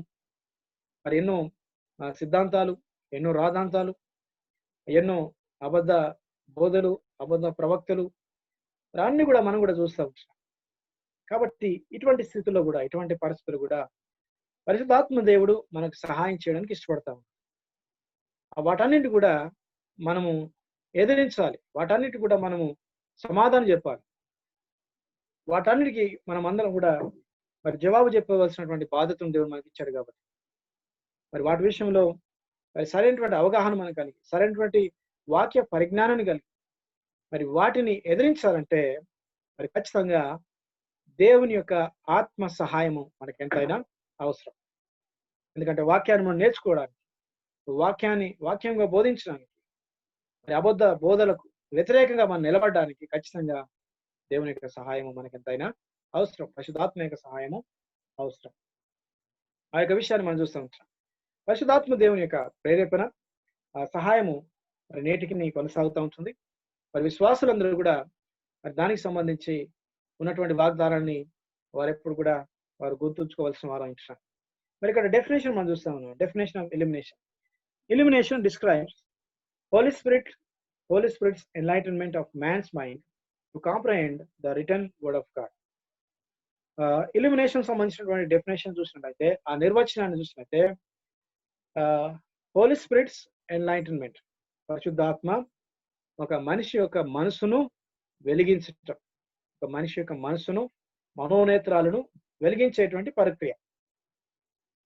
మనోనేత్రాలు, భౌతిక నేత్రాలు మనకున్నాయి, అదేవిధంగా మనోనేత్రాలు కూడా మనకు ఉంటున్నాయి. భౌతిక నేత్రాలు ఉన్నట్ల వ్యక్తి భౌతికమైనటువంటి వాటిని చూడగలడు, భౌతిక ప్రపంచాన్ని చూడగలడు. చాలాసార్లు మనం చూస్తూ ఉంటున్నాం, మన సమాజంలో కొంతమంది గుడ్డివారు ఉంటున్నారు, అంటే భౌతికమైనటువంటి దృష్టి లేనటువంటి వారు. కాబట్టి వారు భౌతిక ప్రపంచాన్ని చూడలేరు, భౌతికమైనటువంటి వాటిని వారు చూడలేని పరిస్థితుల్లో వారు ఉంటున్నారు, గుడ్డివారుగా ఉన్నారు. కాబట్టి భౌతికమైనటువంటి మరి కన్ను దృష్టి భౌతిక విషయాలు చూడడానికి ఎంతగానో సహాయపడతాం. అదేవిధంగా మనోనేత్రాలు, మనసుకున్నటువంటి నేత్రాలు, మరి మన మనసులో ఉన్నటువంటి నేత్రాలు ఎప్పుడైతే వెలిగించబడతాయో, పాపాన్ని బట్టి, అపరాధాన్ని బట్టి, సాతానుని బట్టి ఈ మనోనేత్రాలు మరి మూయబడ్డాయి, గుడితనము కలగజేయబడ్డాయి. ఒకప్పుడు మనం అందరం కూడా గుడ్డివారమే, ఒకప్పుడు మనం అందరం కూడా అపరాధంలో, పాపంలో మరణించిన వారమే. మన పరిస్థితి ఒక మరణించిన వ్యక్తితో పోల్చబడ్డది. ఆత్మీయంగా మనమందరం కూడా మరణించిన వారమే, మనమందరం కూడా ఆత్మీయంగా గుడివారం. ఒక గుడి వ్యక్తి ఏ విధంగా అయితే భౌతికమైన విషయాలను చూడలేడు, ఆత్మీయ గుడితనాన్ని కలిగిన వ్యక్తి కూడా ఆత్మీయ విషయాలను చూడలేడు, ఆత్మీయ విషయాలను గ్రహించలేడు. ఆ విషయాన్ని ఇక్కడ చూస్తూ ఉంటాం. ఆ నిర్వచనం ఇక్కడ చూస్తూ ఉంటాం. Holy Spirit's enlightenment of man's mind, ఒక మనిషి యొక్క మనోనేత్రాలను వెలిగించేది. ఇల్యూమినేషన్ అంటే ఒక మనిషి యొక్క మనోనేత్రాలు వెలిగించడం. సో మన గుడితనంలో ఉన్నాం కాబట్టి దేవుడు ఒకానొక సందర్భంలో మనందరి యొక్క మనోనేత్రాలను వెలిగించాడు, ఆత్మీయ గుడితనాన్ని దేవుడు తొలగించాడు. యేసుక్రీస్తులో విశ్వాసం ఉంచడం ద్వారా, మన పాపాలను ఒప్పుకోవడం ద్వారా, ఆయనను నమ్మటం ద్వారా మన మనోనేత్రాలు వెలిగించబడ్డాయి, ఆత్మీయ గుడితనం తొలగించబడ్డది, మనలో వెలుగు అనేది దేవుడు ప్రసాదించాడు, వెలుగును అనుగ్రహించినాడు. మరి ఆ రక్షణ పొందిన దినం నుంచి మరి దేవుని యొక్క వాక్యమును మనం అర్థం చేసుకోవడానికి పరిశుద్ధాత్మ దేవుడు ఎప్పుడు కూడా సిద్ధంగా ఉంటున్నాడు.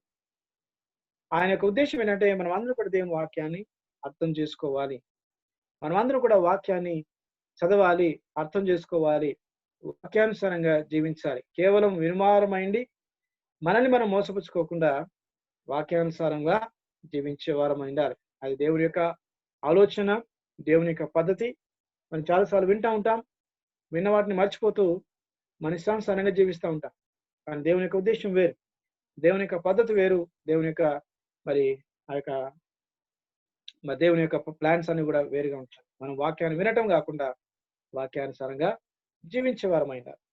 సో ఇక్కడ ఈ యొక్క నిర్వచనాన్ని మనం చూస్తా ఉన్నాం. To comprehend the written word of God. Comprehend అంటే అర్థం చేసుకోవడం. రాయబడిన వాక్యమును అర్థం చేసుకోవడానికి మనిషి యొక్క మనోనేత్రాలను పరిశుద్ధాత్మ దేవుడు వెలిగిస్తా ఉన్నాడు. పరిశుద్ధాత్మ దేవుడు మనుషుల యొక్క మనోనేత్రాలు వెలిగిస్తా ఉన్నాడు. విశ్వాసుల యొక్క మనోనేత్రాలను వెలిగిస్తా ఉన్నాడు. ఎవరైతే పరిశుద్ధాత్మ దేవునితో మరి మంచి ఆ యొక్క సహవాసాన్ని కలిగి ఉన్నారు, మంచి సంబంధాన్ని కలిగి ఉన్నారు, ఆయనను దుఃఖపరచకుండా, ఆయనను ఆర్పకుండా, ఆయనకు లోబడి మరి ఆయనలో జీవిస్తూ ఉన్నారో అటువంటి వారికి ఖచ్చితంగా దేవుడు మరి పరిశుద్ధాత్మ యొక్క సహాయాన్ని అనుగ్రహించేవాడిగా ఉంటాడు. చాలాసార్లు మనం అనుకుంటా ఉంటాం, మరి ప్రార్థన చేసుకొని చదువుకుంటే వాక్యం అర్థమైపోతుంది అనుకుంటాం. కానీ దేవుని యొక్క ఆత్మ సహాయం ఎంతైనా అవసరం. ఆ విధంగా మనకు సహాయం చేయాలంటే ఖచ్చితంగా ఆయన మరి ఎవరైతే తనకు అనుకూలంగా ఉన్నారో, ఎవరైతే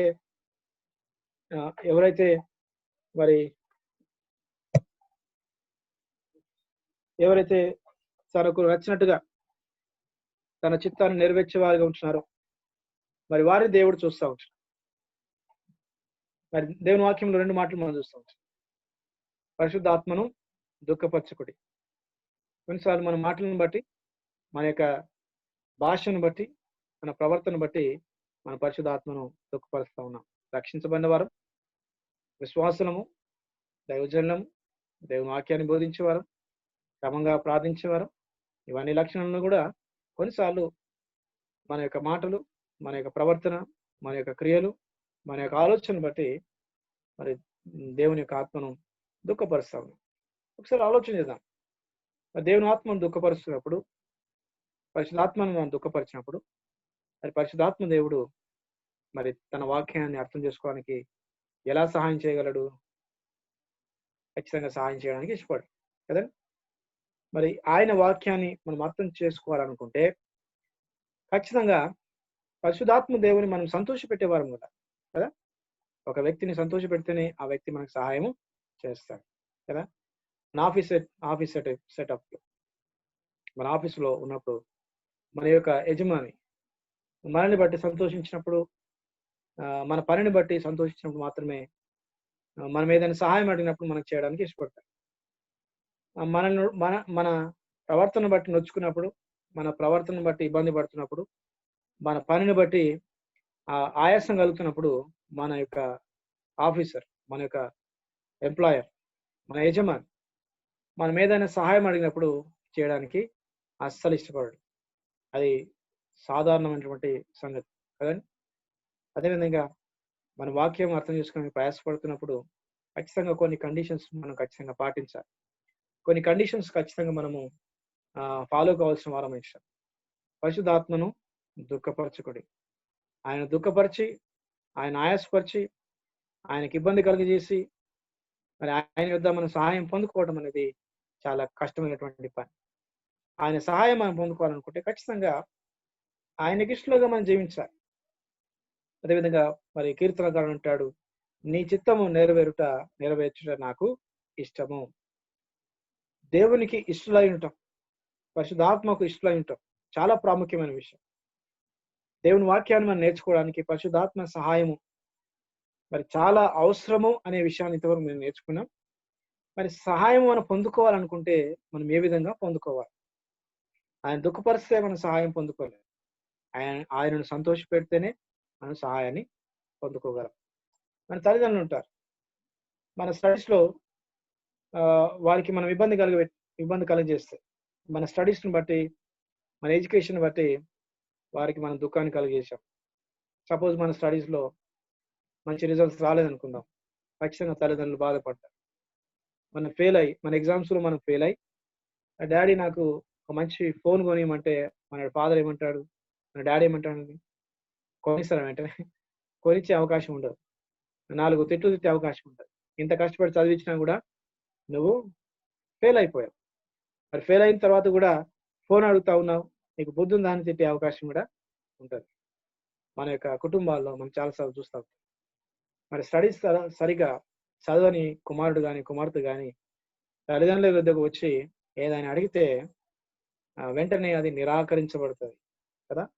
అదేవిధంగా మన యొక్క ఆత్మీయ విషయంలో కూడా దేవుని వాక్యాన్ని మనం అర్థం చేసుకోవడానికి ఎంతగానో ప్రయాసపడుతూ ఉన్నాం, కష్టపడుతూ ఉన్నాం, మన సమయాన్ని వెచ్చిస్తూ ఉన్నాం, డబ్బులు వెచ్చిస్తూ ఉన్నాం. ఇవన్నీ కూడా ఒక ఎత్తు అయితే, ఆత్మీయ జీవితంలో మరి ఆయనను దుఃఖపరిచినట్లయితే, పరిశుద్ధాత్మను మనం ఆయాసపరిచినట్లయితే, మరి పరిశుద్ధాత్మ యొక్క సహాయాన్ని పొందుకునేటువంటి అవకాశాన్ని మనం కోల్పోయే అవకాశము ఉంటుంది. అదేవిధంగా ఇంకొక మాట మనం చూసినట్లయితే, ఆత్మను ఆర్పకుడు. దేవుడు మరి ఆత్మ ద్వారా కార్యం జరిగిస్తాం. ఆయన నమ్మటం ద్వారా దేవుడు ఆత్మను మాయందు ఆయన అనుగ్రహించి ఉంటున్నాడు. పరిశుద్ధాత్మ దేవుడు మనలో ఉంటున్నాడు, సమస్తాన్ని చూస్తూ ఉంటున్నాడు. మరి కొన్నిసార్లు మనం ఏది చేయాలో మనకు తెలియదు, ఏ విధంగా ప్రార్థన చేయాలో మనకు తెలియదు. అటువంటి సందర్భాల్లో పరిశుద్ధాత్మ దేవుడు మనకు సహాయం చేస్తూ ఉన్నాడు. మనం ఏ విధంగా ప్రార్థన చేయాలో మనం నేర్పిస్తూ ఉన్నాడు. ఎటువంటి తీర్మానం చేసుకోవాలో, ఎటువంటి నిర్ణయాలు చేయాలో, ఎటువంటి డిసిషన్స్ మనం చేయాలో మనం నేర్చుకుంటా ఉంటాం. దేవుని యొక్క వాక్యాన్ని కూడా మనం నేర్చుకోవాల్సినటువంటి వారం ఇచ్చాం. మరి ఆ విధంగా పరిశుద్ధాత్మ దేవుడు మనల్ని ప్రేరేపిస్తున్నప్పుడు, మనకు మరి కావాల్సినటువంటి ఆ యొక్క నడిపింపును ఇస్తూ ఉన్నప్పుడు, మన యొక్క మరి అవగాహన లోపాన్ని బట్టి, అవగాహన రాహిత్యాన్ని బట్టి, మన యొక్క సోమరితనాన్ని బట్టి, మరి లోక సంబంధమైనటువంటి ఆలోచన విధానాన్ని బట్టి కొన్నిసార్లు ఆ ప్రేరేపణ మనం ఏం చేస్తా ఉన్నామంటే, ఆ ప్రేరేపణను ఆర్పివేస్తా ఉన్నాం. పరిశుద్ధాత్మ దేవుడు మనల్ని ప్రేరేపించడానికి ప్రయత్నం చేస్తున్నప్పుడు, ప్రోత్సహించడానికి ప్రయత్నం చేస్తున్నప్పుడు, చాలా సందర్భాల్లో విశ్వాసమైనటువంటి మనము ఆ ప్రేరేపణను ఆర్పివేస్తా ఉన్నాం. కొన్నిసార్లు మనం చలికాలంలో మంట వేసుకుంటా ఉంటాం. మంట వేసుకున్న తర్వాత ఆ మంటను ఏం చేస్తామంటే ఖచ్చితంగా ఆర్పేస్తాం. ఓకే, బయట బయట మంట వేసుకున్నప్పుడు మనం తిరిగి మన యొక్క పడకలు వెళ్తున్నప్పుడు వెళ్ళే ముందు ఖచ్చితంగా మంటను ఆర్పేస్తాం. ఏ విధంగా ఆర్పేస్తాం? ఖచ్చితంగా నీళ్లు తీసుకొని నీళ్లు చిలకరించి ఆ మంటను ఆర్పివేస్తాం. ఒకవేళ ఆర్పివేయలేము అనుకుందాం, పల్లెటూరు వాతావరణంలో ఈ యొక్క ప్రక్రియ జరుగుతూ ఉంది, పరిస్థితులు చూస్తూ ఉంటున్నాం. ఒకవేళ ఆర్పివేయకుంటే ఆ మంట రాజుకొని ఖచ్చితంగా మరి ఇల్లు కాలిపోయే అవకాశము ఉంటుంది. కాబట్టి ఖచ్చితంగా మరి ఊళ్ళలో ఉన్నటువంటి వారు చలికాలంలో మరి మంటను ఆర్పేయడానికి ఖచ్చితంగా వారు ప్రయాసపడతారు. అదేవిధంగా ఆర్పు వేయకుంటే ఆ మంట యొక్క ప్రభావం, ఆ యొక్క నిప్పుల యొక్క ప్రభావం ఎంత గొప్పగా ఉంటుందో, ఎంత తీక్షణంగా ఉంటుందో మనందరూ కూడా మరి ఎరిగినటువంటి వారు. అదేవిధంగా పరిశుద్ధాత్మ దేవుడు కూడా కొన్నిసార్లు ఆ విధంగా బలమైనటువంటి ఆ ప్రేరేపణ తీసుకువస్తా ఉంటున్నాడు, బలంగా ప్రేరేపిస్తూ ఉన్నాడు. కానీ మనం ఏం చేస్తా ఉన్నామంటే, మన కారణాలు మనకుంటాయి, ఆ కారణాలను బట్టి ఆ ప్రభావాన్ని, ఆ ప్రేరేపణను మనం ఆర్పేస్తా ఉన్నాం. ఆ విధంగా ఆర్పేసినప్పుడు, ఆ విధంగా ఆ ప్రేరేపణ వచ్చినప్పుడు, నీళ్లు పోసినప్పుడు ఏ విధంగా అయితే మంట ఆరిపోతా ఉందో, మన యొక్క అవిధేయతను బట్టి, అసమర్థతను బట్టి, అవగాహన రాహిత్యాన్ని బట్టి అటువంటి ప్రేరేపణను మనము మరి ఆర్పివేసినప్పుడు పరిశుద్ధాత్మ దేవుడు మరి తిరిగి సహాయం చేయడానికి మరి ఇష్టపడాడు. కాబట్టి ఆ యొక్క ప్రేరేపణ, దేవుడు నన్ను ప్రేరేపిస్తున్నాడు అనే అవగాహన మనకు ఖచ్చితంగా కలిగి ఉంది. ఆ విధంగా ప్రేరేపిస్తున్నప్పుడు, ప్రోత్సహిస్తున్నప్పుడు ఆ ప్రేరేపణ బట్టి, ఆ యొక్క ప్రోత్సాహాన్ని బట్టి ఖచ్చితంగా మనం ముందుకు వెళ్ళినట్లయితే మరి గొప్ప కార్యములను మనం ఖచ్చితంగా చూస్తూ ఉంటాం. బెస్ట్ ఎగ్జాంపుల్ అపొస్తలుల కార్యములు 8వ అధ్యాయంలో ఫిలిప్పును మనం చూస్తూ ఉంటాం. ఫిలిప్పు ఆత్మ చేత నింపబడినవాడు, ఆత్మ నడిపింపును కలిగినటువంటి వాడు. ఆ నింపుదల ఉంది కాబట్టి ఏడుగురు పరిచారకులలో ఒకటిగా ఎంచబడ్డాడు. ఆ విషయాలను కూడా మనం చూస్తా ఉన్నాం. 6వ అధ్యాయంలో మనం చూడవచ్చు. మీరు సమయం ఉన్నట్లయితే మీరు తర్వాత చదువుకోవచ్చు. పరిచారకులందరూ కూడా ఆత్మ నింపుదల కలిగిన వారు, ఆత్మ చేత నింపబడిన వారుగా మనం చూస్తా ఉన్నాం. One of the qualities of all these deacons were they were filled by the Spirit of God. ఆత్మ నడిపింపును వారు కలిగి ఉన్నారు, నింపుదలను వారు కలిగి ఉన్నారు. సరే, ఇక్కడ 8వ అధ్యాయంలో మనం చూసినట్లయితే 8వ అధ్యాయంలో మరి ఆత్మ చేత కొనిపోబడెను అనే మాట స్పష్టంగా అక్కడ రాయబడింది. అపొస్తలుల కార్యములు 8వ అధ్యాయంలో ఫిలిప్పు ఆత్మ చేత కొనిపోబడెను. He was led by the Spirit of God. English Bible అయితే Philip was led by the Spirit of God. He was carried by the Spirit of God. సరే, ఇక్కడ ఈ మాటను కొంత మనం ధ్యానం చేయవలసిన వారమైంది. ఈ మాట గల అర్థం ఏంటంటే, మరి ఫిలిప్కు మరి పరిశుద్ధాత్మ దేవుడు ఒక ప్రేరేపణ ఇచ్చాడు, ఒక నడిపింపునిచ్చాడు. ఆ నడిపింపు ఏంటంటే, మరి ఫలానా గాజా మార్గానికి వెళ్ళు, గాజా మార్గంలో నీకు ఒక అవకాశాన్ని నీకు దయచేస్తారు, స్వార్థ చెప్పే అవకాశం, దేవుని యొక్క ప్రేమను పంచుకునే అవకాశం నీకు ఇస్తాను అనేటువంటి ఒక ప్రేరేపణ, అనేటువంటి ఒక నడిపింపును ఫిలిప్కు దేవుడు ఆత్మ ద్వారా దయచేస్తాడు. అందుకొరకే దేవుని వాక్యం మనం చూస్తా ఉన్నాం, ఆత్మ చేత కొనిపోబడెను. He was led by the Spirit of God. ఆ విధమైన ప్రేరేపణ వచ్చినప్పుడు, ఆ విధమైనటువంటి నడిపింపు ఫిలిప్కు వచ్చినప్పుడు, ఫిలిప్ యొక్క స్పందన ఏ విధంగా ఉంది ఆ మాటను ఖచ్చితంగా ఇక్కడ మనం గమనించాలి. ఫిలిప్ ఏ విధంగా స్పందించాడు, ఫిలిప్ ఏ విధంగా రెస్పాండ్ అయ్యాడు. ఫిలిప్ వెంటనే మరి పాజిటివ్ గా రెస్పాండ్ అయినట్టుగా చూస్తా ఉన్నాం. Philip responded positively and Holy Spirit of God told him to go to the way of Gaza, the way of Gaza, ఆ గాజా మార్గమునకు వెళ్ళమని చెప్పినప్పుడు మరి ఫిలిప్ దాని గురించి తర్జన భర్జన పడలేదు, దానిని బట్టి ఆలోచన చేయలేదు. He did not have any second thoughts. Immediately he obeyed and he went into the way of Gaza. ఆ గాజా అనేటువంటి మార్గానికి అతడు వెళ్ళాడు. యెరూషలేము నుండి ఆ గాజా మార్గంలోనికి అతడు ప్రయాణమై వెళ్ళినట్టుగా మనం చూస్తూ ఉంటాం. This is the best example. చాలా సార్లు మరి ఆ విధంగా పరిశుద్ధాత్మ దేవుడు మనం ప్రేరేపిస్తూ ఉంటాడు, వాక్యాన్ని చదవడానికి, వాక్యాన్ని నేర్చుకోవడానికి, వాక్యాన్ని బోధించడానికి, వాక్యాన్ని నేర్పించడానికి, వాక్యాన్ని మరి ఇతరులకు పంచుకోవడానికి చాలా అవకాశాలు దయచేస్తూ ఉంటాడు, చాలాసార్లు ప్రేరేపిస్తూ ఉంటాడు. కానీ మనం ఏం చేస్తూ ఉంటాం, నెగటివ్ గా రెస్పాండ్ అవుతూ ఉంటాం. మనం దాన్ని పోస్ట్పోన్ చేస్తూ ఉంటాం, దాని గురించి అంత మరి అవకాశాన్ని దాని గురించి అంత సమయాన్ని ఇవ్వడానికి మనం ఇష్టపడం. కానీ ఫిలిప్ విషయంలో చూసినట్టే పరిశుద్ధాత్మ దేవుడు ప్రేరేపించినప్పుడు వెంటనే ఒప్పుకున్నాడు, ఆ మార్గంలో వెళ్ళాడు. అక్కడ ఇథియోపియన్ ఆ యొక్క ఇథియోపియన్ యూనక్, ఐగుప్తు సంబంధించినటువంటి ఆ యొక్క నపుంసకునితో సంభాషించాడు, సువార్తను పంచుకున్నాడు, యేసుక్రీస్తుని గురించినటువంటి ఆ సమాచారాన్ని అందించాడు, ప్రేమను పంచుకున్నాడు. ఆ వ్యక్తి రక్షించబడడానికి ఒక ఆయుధంగా ఫిలిప్ వాడబడ్డట్టుగా మనం చూస్తాం. మరి ఆ సందర్భాన్ని ఖచ్చితంగా మనం ఇక్కడ జ్ఞాపకం చేసుకుంటా ఉన్నాం. ఎందుకంటే చాలాసార్లు మన జీవితాలు కూడా పరిశుద్ధాత్మ దేవుడు మనలో ఉన్నాడు, మరి మన యొక్క హృదయంలో ఉన్నాడు. మరి సందర్భాన్ని బట్టి మనల్ని కూడా చాలాసార్లు ప్రేరేపిస్తూ ఉంటాడు, బలమైనటువంటి ప్రేరేపణ దేవుడు దయచేస్తూ ఉంటాడు.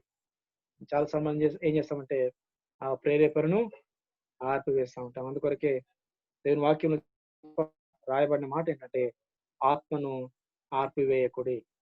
ఆత్మను ఏ విధంగా ఆర్పివేస్తూ ఉన్నాం, ప్రేరేపిస్తూ ఉన్నప్పుడు, ప్రోత్సహిస్తూ ఉన్నప్పుడు, వాక్యాన్ని చదవలసిందిగా, మరి ప్రేరేపణ వచ్చినప్పుడు వాక్యాన్ని బోధించవలసిందిగా, అవకాశం వచ్చినప్పుడు మరి స్వార్థను పంచుకోవాల్సిందిగా, ఆ యొక్క మరి సందర్భం వచ్చినప్పుడు మనం ఏం చేస్తూ ఉన్నాం, దానిని ఆర్పివేస్తూ ఉన్నాం. We are not taking the opportunities. Many times the Holy Spirit is giving us opportunities, providing us opportunities to read the word of God, to meditate the word of God, to share the word of God, to share the gospel. There are different avenues, different methods. Holy Spirit of God is providing us plenty of opportunities, and He is leading us, He is guiding us. But most of the times we are responding negatively. Philip responded positively, and we see the tremendous result. ఒక గొప్ప రక్షణ కార్యం ఇక్కడ జరిగినట్టుగా చూస్తాము. ఆ యొక్క నపుంసకుడు రక్షించబడ్డాడు. నపుంసకుడు బాప్తిసం తీసుకున్నాడు.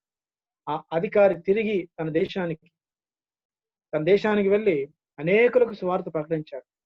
అకార్డింగ్ టు ట్రెడిషన్ అతడు వెళ్ళినటువంటి ఇథియోపియా దేశంలో అతడు వెళ్ళి మరి అనేకులకు ఆ సువార్తను ప్రకటించడం ద్వారా అక్కడ సంఘము స్థాపించబడినట్టుగా ఆ ట్రెడిషన్ చెప్తా ఉంటుంది. ఇథియోపియాలో సంఘము, ఇథియోపియాలో విశ్వాసుల సమాజం అక్కడ స్థాపించబడ్డట్టుగా మనం చూస్తా ఉన్నాం. ఆ విధంగా స్థాపించబడడానికి గల కారణం ఏంటంటే మరి ఫిలిప్పు చేత మరి బాప్తిసం తీసుకున్నటువంటి వ్యక్తి, ఆ నపుంసకుడు, ఆ వ్యక్తి వెళ్ళి ఆ గొప్ప సంఘాన్ని స్థాపించిన వాడిగా ఉన్నాడు. మరి ట్రెడిషన్ లో according to tradition, according to church history, there is a belief that church at Ethiopia was established by Ethiopian eunuch.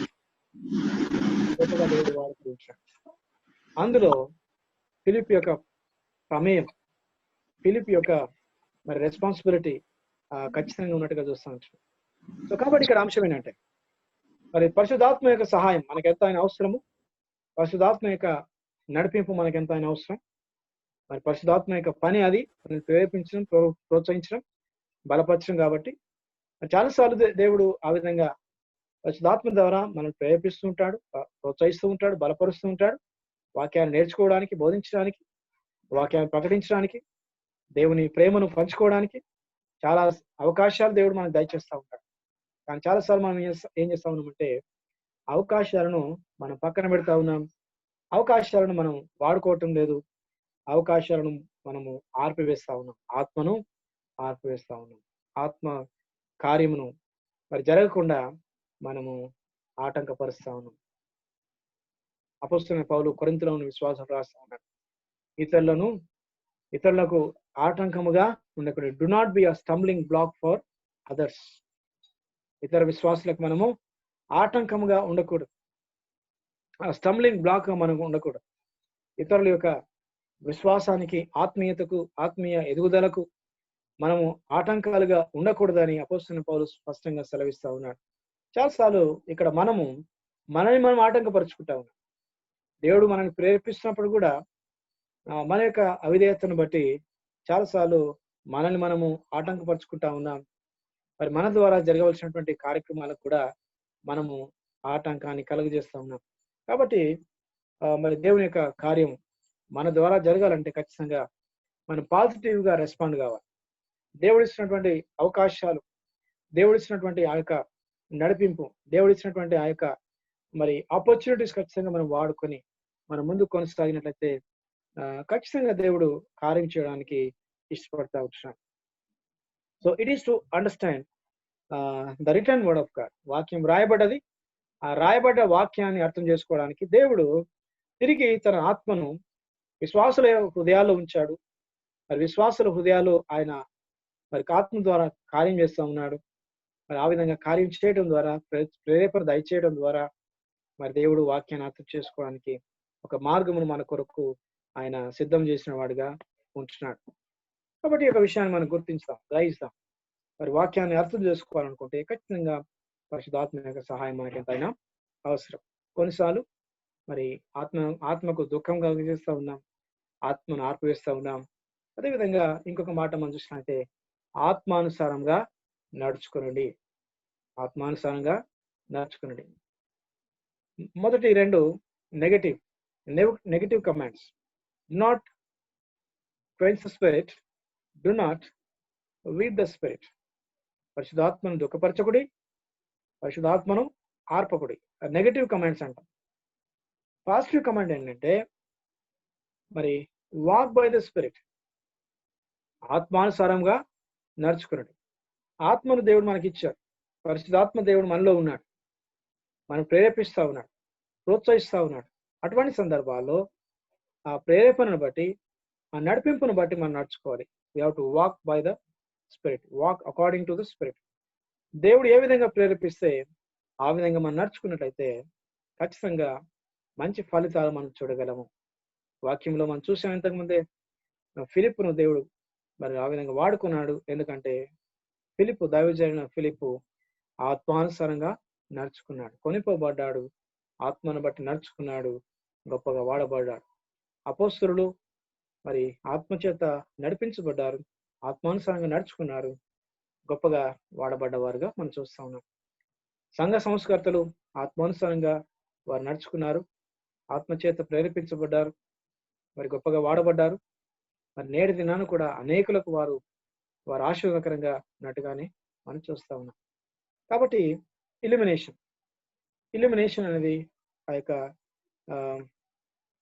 English భాషలో మనం చూసినట్టే దానికి ఉన్న అర్థం ఏంటంటే వెలిగించడం. ఇల్యూమినేషన్ అనే మాటకు అర్థం ఏంటంటే వెలుగు, ఎన్లైటన్మెంట్, రైట్. చాలాసార్లు మనం చూస్తాం ఇంగ్లీష్ భాషలో ఎన్లైటన్మెంట్ అనేటువంటి పదాన్ని మనం చూస్తూ ఉంటాం.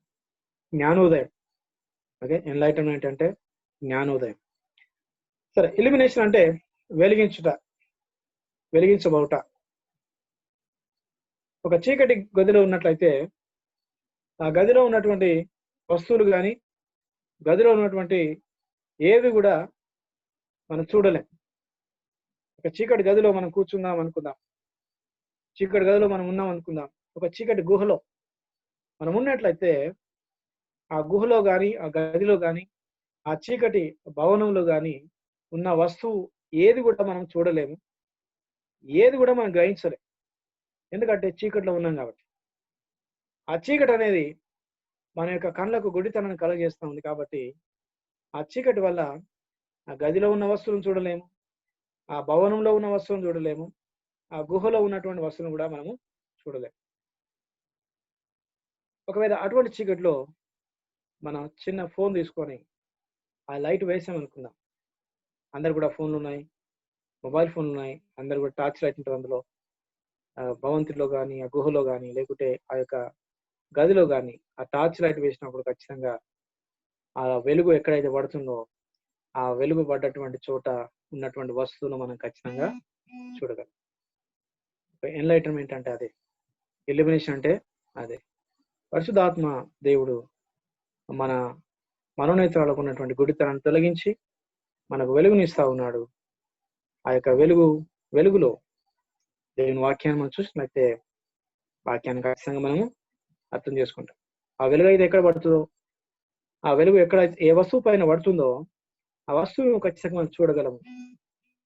ఈ వస్తువు ఇది, ఈ వస్తువు అది, ఈ వస్తువు మరి ఏ వస్తువు ఏదో మనం ఖచ్చితంగా చూడగలం. ఎందుకంటే ఆ యొక్క వెలుగు అనేది అక్కడ ఉంది కాబట్టి. వెలుగు లేకుంటే మనం ప్రయత్నం చేస్తాం, వెలుగు లేకుండా ఏం చేస్తామంటే మనం స్పృశిస్తాం, దాన్ని ముట్టుకొని చూస్తూ దాన్ని ముట్టుకొని చూడడానికి ప్రయత్నం చేస్తాం. స్పర్శ ద్వారా మరి ఆ వస్తువు ఏదో మనం చేస్తూ ఉంటాం, ఆ వస్తువు ఏదో మనము గెస్ చేస్తాం. కొన్నిసార్లు మనం రైట్ కావచ్చు, కొన్నిసార్లు మనం రాంగ్ కూడా కావచ్చు. చాలాసార్లు ఈ భౌతికమైనటువంటి కనుదృష్టి లేనటువంటి వారు కూడా ఏం చేస్తారంటే వస్తువులను స్పృశిస్తూ ఉంటారు, తాకుతూ ఉంటారు. ఆ తాకటం ద్వారా ఆ వస్తువు ఏదో వారు చెప్తా ఉంటారు. దేవుని కృపను బట్టి కొంత జ్ఞానం వారికి ఎక్కువగా ఉంటుంది. కనుచూపు లేకపోయినప్పటికీ కూడా వారికి మానసికమైనటువంటి శక్తి ఎక్కువగా దేవుడు అనుగ్రహించాడు. ఆ నోట్స్ ఉంటాయి, ఆ కరెన్సీ నోట్స్ అని కూడా వారు సూచిస్తారు, వారు ముట్టుకుంటారు, వారు దాన్ని అంతా తరుముతూ ఉంటారు. తర్వాత దాన్ని అది ఎంత కరెన్సీ వారు చెప్పగలుగుతారు. ఎందుకంటే ఆ యొక్క జ్ఞానం వారికి దేవుడు ఇచ్చాడు కాబట్టి. కొన్నిసార్లు మరి కొన్ని వస్తువుల విషయంలో వారు తప్పుగా మరి చెప్పే అవకాశం కూడా ఉన్నాయి, ఎందుకంటే వారికి అవగాహన ఉండకపోవచ్చు కాబట్టి. అదేవిధంగా వెలుగు లేకుంటే ఆ విధంగా దర్శించడం ద్వారా ఒక వస్తువును మనము ఆ పేరు చెప్పే ప్రయత్నం చేస్తూ ఉంటాం. కానీ మరి దేవుడు ఎప్పుడైతే ఆ వెలుగును ఆ గదిలో, ఆ చీకటి గదిలో ప్రసరింపజేస్తాడో, ఆ ప్రసరింపజేయబడేటువంటి ఆ వెలుగు ద్వారా ఏ వస్తువు ఏదో ఖచ్చితంగా మనం చెప్పగలం. And when we see the light of the word of God, the light of the Holy Spirit, we can say and we can see, we can say what is what. We can understand what is what, because the darkness is dispelled. చీకటి అనేది తొలగించబడ్డది కాబట్టి, వెలుగు అనేది ప్రసరించబడతా ఉంది కాబట్టి, ఆ వెలుగులో మనం ఖచ్చితంగా వస్తువులను కూడా చూడగలము. ఆ వెలుగులో ఏది ఏదో ఖచ్చితంగా మనము గ్రహించగలం. అదేవిధంగా వాక్యాన్ని అర్థం చేసుకోవడానికి దేవుడు పరిశుద్ధాత్మ అనేటువంటి వెలుగును మనకు అనుగ్రహిస్తా ఉన్నాడు.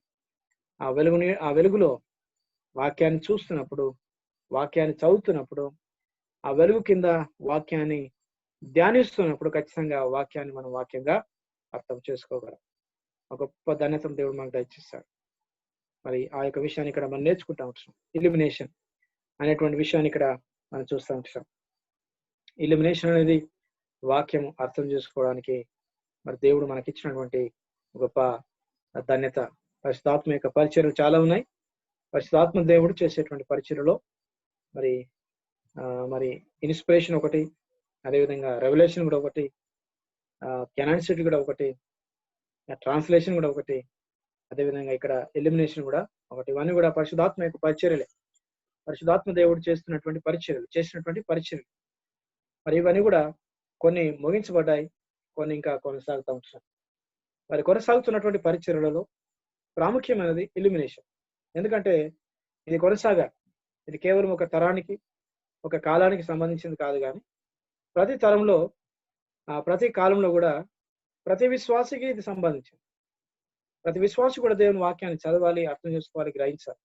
కాబట్టి ఈ పరిచర్య మరి ప్రభువు రాకడ వరకు కూడా కొనసాగుతూ ఉంటుంది. అదే ఇన్స్పిరేషన్ అనేది అది కొంతకాలం మట్టుకే పరిమితమైంది. దేవుని వాక్యము రాయబడే కాలానికి మాత్రమే పరిమితమైంది. అదేవిధంగా అది కొద్ది మందికి మాత్రమే పరిమితమైందిగా మనం చూసాం. It was only limited to 40 different people. It was only limited to the time of the completion of the Word of God. Ever since the Word of God is completed and there is no inspiration again, the ministry of the Holy Spirit, as per the inspiration and regarding the inspiration, is over. Inspiration సంబంధించినటువంటి మరి పరిశుద్ధాత్మ యొక్క పరిచర్య ముగించబడ్డది. అదేవిధంగా revolution సంబంధించినటువంటి విషయంలో కూడా పరిశుద్ధాత్మకు సంబంధించినటువంటి ఆ ప్రమేయం కానీ పరిచర్య కానీ ముగించబడ్డది. కెనాన్సిటీ విషయంలో కూడా అది ముగించబడ్డట్టుగా మనం చూస్తూ ఉన్నాం. ట్రాన్స్లేషన్ విషయంలో కొనసాగుతూ ఉంది. ఇల్యూమినేషన్ విషయంలో కూడా కొనసాగుతూ ఉంటుంది. ఇది అందరూ కూడా వర్తించింది, ఇది అందరికీ సంబంధించింది, విశ్వాసులందరికీ సంబంధించింది. కాబట్టి మరి ఇది కొనసాగే విషయాన్ని మనం చూస్తూ ఉన్నాం. కొనసాగుతూనే ఉంటుంది. ప్రభు రాకడ వరకు కూడా ఈ పరిచర్య కొనసాగుతూ ఉంటుంది. పరిశుద్ధాత్మ దేవుడు ప్రేరేపిస్తూ మరి అనేకులు కూడా వాక్యాన్ని అర్థం చేసుకోవడానికి మరి తరవంతు సహాయంగా అతడు చేస్తూ ఉంటున్నాడు. మరి కాబట్టి పరిశుద్ధాత్మ దేవుడు మనకిచ్చినటువంటి యొక్క అవకాశాన్ని మనం వాడుకుందాం. మరి వాక్యాన్ని మనం అర్థం చేసుకోవడానికి మనం ప్రయత్నం చేద్దాం. అదేవిధంగా వాక్యాన్ని మరి పరిశుద్ధాత్మ యొక్క నడిపింపును బట్టి, ఆ ప్రేరేపణ బట్టి వాక్యాన్ని బోధిస్తూ, వాక్యాన్ని పంచుకుంటూ, సువార్తను ప్రకటిస్తూ, క్రీస్తు ప్రేమను ప్రకటిస్తూ మనం ముందుకు కొనసాగవలసినటువంటి వారం ఇచ్చాం. సో ఈ విషయాలను కూడా మనం చూస్తూ ఉంటున్నాం. విషయాలను కూడా ఇక్కడ రాయబడి ఇచ్చాం. సరే, ఈ విషయంలో మరి ఎవరికైనా ఏవైనా డౌట్స్ కానీ ఏవైనా సందేహాలు కానీ ఉన్నట్లయితే దయచేసి మీరు సమయాన్ని వాడుకోవాల్సిందిగా మనం చేస్తూ ఉంటున్నాం. If anybody has any doubts, any questions regarding illumination or regarding these things so far we have discussed, whatever it is. So if you have any doubts, you please feel free to ask. We'll clarify the doubts. ఎందుకంటే ఈ అంశాన్ని మనం ఇక్కడితో ముగించుకుంటా ఉన్నాం. మళ్ళీ వేరే అంశాన్ని ప్రారంభించుకుంటే అది కొంత కన్ఫ్యూజన్ గా ఉంటుంది. కాబట్టి so we are just completing this topic here itself. And I would not like to start a new topic. ఎందుకంటే రెండు టాపిక్స్ ఒకే రోజు డిస్కస్ చేయడం అంత మంచిది కాదు. ఎందుకంటే కన్ఫ్యూజన్ అయ్యే అవకాశం ఉంటుంది. So please let's know. Okay, please put that question. There is a question from Prabhu. Prabhu నుంచి ఒక క్వశ్చన్ వచ్చింది అక్కడ. Please let me know that. How do we know? Like, I did not see that question. Please once again let me know the question again. Okay, how to know God's vision and our own illumination? Okay, God's vision, దేవుని దర్శనము illumination అంటే అర్థం చేసుకోవటం. Okay, దర్శనం అనేది మరి రెండు రకాలుగా మనం చూడాలి. టెక్నికల్ గా, అదేవిధంగా non technical. The vision of God. Okay, vision of God అనేది రెండు రకాలుగా మనం చూడవలసి వస్తుంది. ఎందుకంటే వాక్యము పూర్తి కాకముందు దేవుడు తన వాక్యాన్ని దర్శనాల ద్వారా అనుగ్రహించాడు. దర్శనం అంటే చూడటం. Vision means seeing the things, right? కళల ద్వారా కూడా దేవుడు వాక్యాన్ని అనుగ్రహించాడు. దూతల ద్వారా దేవుడు వాక్యాన్ని అనుగ్రహించాడు. ప్రవక్తల ద్వారా దేవుడు వాక్యాన్ని అనుగ్రహించాడు. So God use different means to give his word. అందులో ఒకటి దర్శనం అంటే చూడటం. ఓకే, సో దేవుని వాక్యం రాయబడక ముందు, దేవుని వాక్యము పరిపూర్ణంగా ఇవ్వబడక ముందు దేవుడు ఈ యొక్క పద్ధతులను కూడా మరి ఉపయోగించుకొని తన యొక్క ఉద్దేశమును, తన యొక్క ప్రణాళికలు, తన యొక్క వర్తమానము, మరి తనకు ఉన్నటువంటి ఆ యొక్క మరి విషయాలను కూడా దేవుడు తన బిడ్డలతో పంచుకున్నాడు. ఎందుకంటే అక్కడ వాక్యము సంపూర్ణంగా ఇవ్వబడలేదు కాబట్టి. మరి ఎప్పుడైతే వాక్యం ఇవ్వబడ్డదో, ఎప్పుడైతే దేవుడు వీటన్నిటిని ఉపయోగించుకొని మరి వాక్యాన్ని సంపూర్ణంగా అనుగ్రహించి ఉంటున్నాడో, వాటి యొక్క అవసరము మనకు లేదు. ఎందుకంటే ఇప్పుడు మనకు దర్శనాలు అవసరం లేదు, ఎందుకంటే వాక్యం సంపూర్ణంగా ఇవ్వబడ్డది. మరి కళల యొక్క అవసరం లేదు, ఎందుకంటే దేవుడు వాక్యం ద్వారా మాట్లాడుతూ ఉన్నాడు. దూతల యొక్క ప్రమేయం అవసరం లేదు, ఎందుకంటే వాక్యం ద్వారా దేవుడు మాట్లాడుతూ ఉన్నాడు. హెబ్రీయుల రాసిన పత్రిక 1వ అధ్యాయం 1వ వచనం ఖచ్చితంగా మనం చూస్తూ ఉన్నాం. ఓకే, మరి నానా కాలములలో నానా విధాలుగా దేవుడు మాట్లాడాడు. దూతల ద్వారా మాట్లాడాడు, ప్రవక్తల ద్వారా మాట్లాడాడు, దర్శనాల ద్వారా మాట్లాడాడు, కళ ద్వారా మాట్లాడాడు. కానీ ప్రస్తుత కాలంలో యేసుక్రీస్తు ద్వారా మాట్లాడుతూ ఉన్నాడు. అదేవిధంగా అపోస్తుల ద్వారా మాట్లాడించినాడు అనే విషయాన్ని హెబ్రీయుల రాసిన పత్రిక 1వ అధ్యాయం మొదటి 2 వచనాలు మనం చూస్తూ ఉన్నాం. ఇక్కడ మనం గుర్తించవలసిన విషయం ఏంటంటే, వాక్యము పూర్తి కాకముందు మరి దేవుడు మాట్లాడిన విధానం, వాక్యము పూర్తి అయిన తర్వాత దేవుడు మాట్లాడుతున్న విధానం. పూర్తి కాకముందు దేవుడు డిఫరెంట్ మెథడ్స్ వాడుకున్నాడు, ఎందుకంటే అప్పటికి వాక్యం అందుబాటులో లేదు కాబట్టి. మరి వాక్యము అందుబాటులోకి వచ్చిన తర్వాత, వాక్యము రాయబడ్డ తర్వాత, వాక్యము గుర్తించబడ్డ తర్వాత, వాక్యం ద్వారా మా తండ్రి దేవుడు మాట్లాడతాం. మరి కళ ద్వారా దేవుడు ఏమిచ్చాడు? వాక్యాన్ని ఇచ్చాడు. దర్శనాల ద్వారా దేవుడు ఏమిచ్చాడు? వాక్యాన్ని ఇచ్చాడు. దూతల ద్వారా దేవుడు ఏమిచ్చాడు? వాక్యాన్ని ఇచ్చాడు. మరి ఆ విషయాన్ని ఖచ్చితంగా గుర్తించాలి. వాక్యాన్ని దేవుడు ఇచ్చాడు. పద్ధతులు వేరైనప్పుడు కూడా దేవుని యొక్క ఉద్దేశం ఏంటంటే, దేవుడు తన వాక్యాన్ని తన ప్రజలకు ఇవ్వటం. డిఫరెంట్ పద్ధతుల ద్వారా దేవుడు వాక్యాన్ని ఇచ్చాడు. తర్వాత కాలంలో దేవుడు ఆ వాక్యాన్ని రాయించాడు కదా, ఆ వాక్యాన్ని రాయించాడు. మరి ఇప్పుడు వాక్యం ఇవ్వబడ్డది, అది కంప్లీట్ అయిపోయింది. రాయబడడం కూడా కంప్లీట్ అయిపోయింది కాబట్టి ఇప్పుడు మనకు రాయబడ్డ వాక్యం మనకు అందుబాటులో ఉంది. The written word of God is available for us. వాక్యం అంటే దేవుని యొక్క మాటలు. మాటలు మనకు అందుబాటులో ఉన్నాయి. వాక్యం అనేది అందుబాటులో ఉంది కాబట్టి మనకు దర్శనాలు, మనకు కళలు, మనకు దేవుని యొక్క దూతలు మనకు అవసరం లేదు.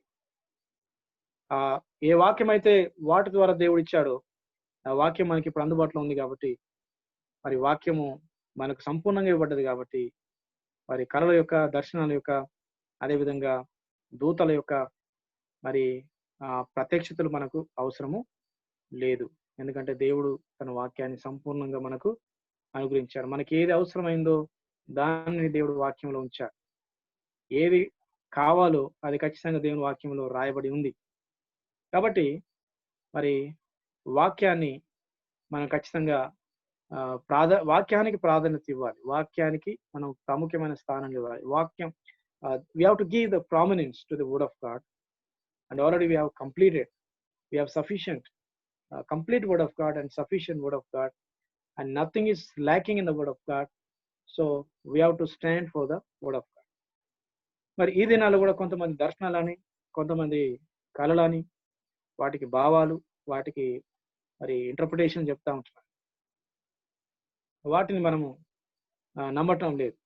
ఎందుకంటే ఏ వాక్యం అయితే కళల ద్వారా, దర్శనాల ద్వారా, దేవదూతల ద్వారా ఇవ్వబడ్డదో ఆ వాక్యం రాయబడ్డది. ఆ వాక్యం నేడు పరిశుద్ధ గ్రంథంలో లిఖించబడ్డది. అదేవిధంగా ఈ దినాల్లో ఎవరైతే నాకు దేవుడి దర్శనం ద్వారా మాట్లాడాడు, ఈ యొక్క కళ ద్వారా దేవుడు నాతో మాట్లాడుతా ఉన్నాడు, నేను దేవుని దూతను చూశాను అనేటువంటి విధానాలతో వస్తా ఉన్నారు. మరి ఆ వ్యక్తులు ఆ మాట్లాడిన మాటలు, ఆ మాట్లాడినటువంటి సంభాషణ రాసి దేవుని వాక్యంగా మరి పెట్టే అవకాశం ఉందా? దేవుని వాక్యానికి యాడ్ చేసే అవకాశం ఉందా? అంత డేర్ చేయగలరా అనే ప్రశ్న ఒకసారి మనం వేసుకోవాలి. అంత డేర్ చేయలేరు. ఎందుకంటే అది వాళ్ళకి తెలుసు, మనకు తెలుసు. దేవుని వాక్యానికి ఏది కూడా మనము యాడ్ చేయకూడదు, కలపకూడదు. వాక్యం నుంచి ఏది కూడా తీసివేయకూడదు. వాక్యంగానే మనము కలిగి ఉండాలి. వాక్యానికి బయట, వాక్యానికి బాహ్యంగా ఇటువంటి దర్శనాలని, ఇటువంటి కళలని, ఇటువంటి దేవుని దూతలని ఎవరైతే చెప్పారో, ఎవరైతే చెప్పుకుంటూ తిరుగుతా ఉన్నారో అది వాక్యానికి వ్యతిరేకమైనది, వాక్యానికి అనుకూలమైనది కాదు. వాక్యపు వెలుగులో ఖచ్చితంగా మనం దాన్ని చూస్తూ ఉంటాం. అదొకప్పుడు ఆ విధంగా దేవుడు జరిగించాడు. ఎందుకంటే దేవుడు అన్ని కాలాల్లో ఒకే విధంగా వ్యవహరించడం లేదు. ఒక్కొక్క విధంగా దేవుడు వ్యవహరిస్తా ఉన్నాడు. కొన్నిసార్లు మాత్రమే దేవుడు దర్శనాలు వాడుకున్నాడు, ప్రతిసారి దర్శనాలు వాడుకోలేదు. కొన్నిసార్లు కళలను వాడుకున్నాడు, కొన్నిసార్లు దేవుని దూతను వాడుకున్నాడు, కొన్నిసార్లు ప్రత్యక్షంగా తానే మాట్లాడాడు.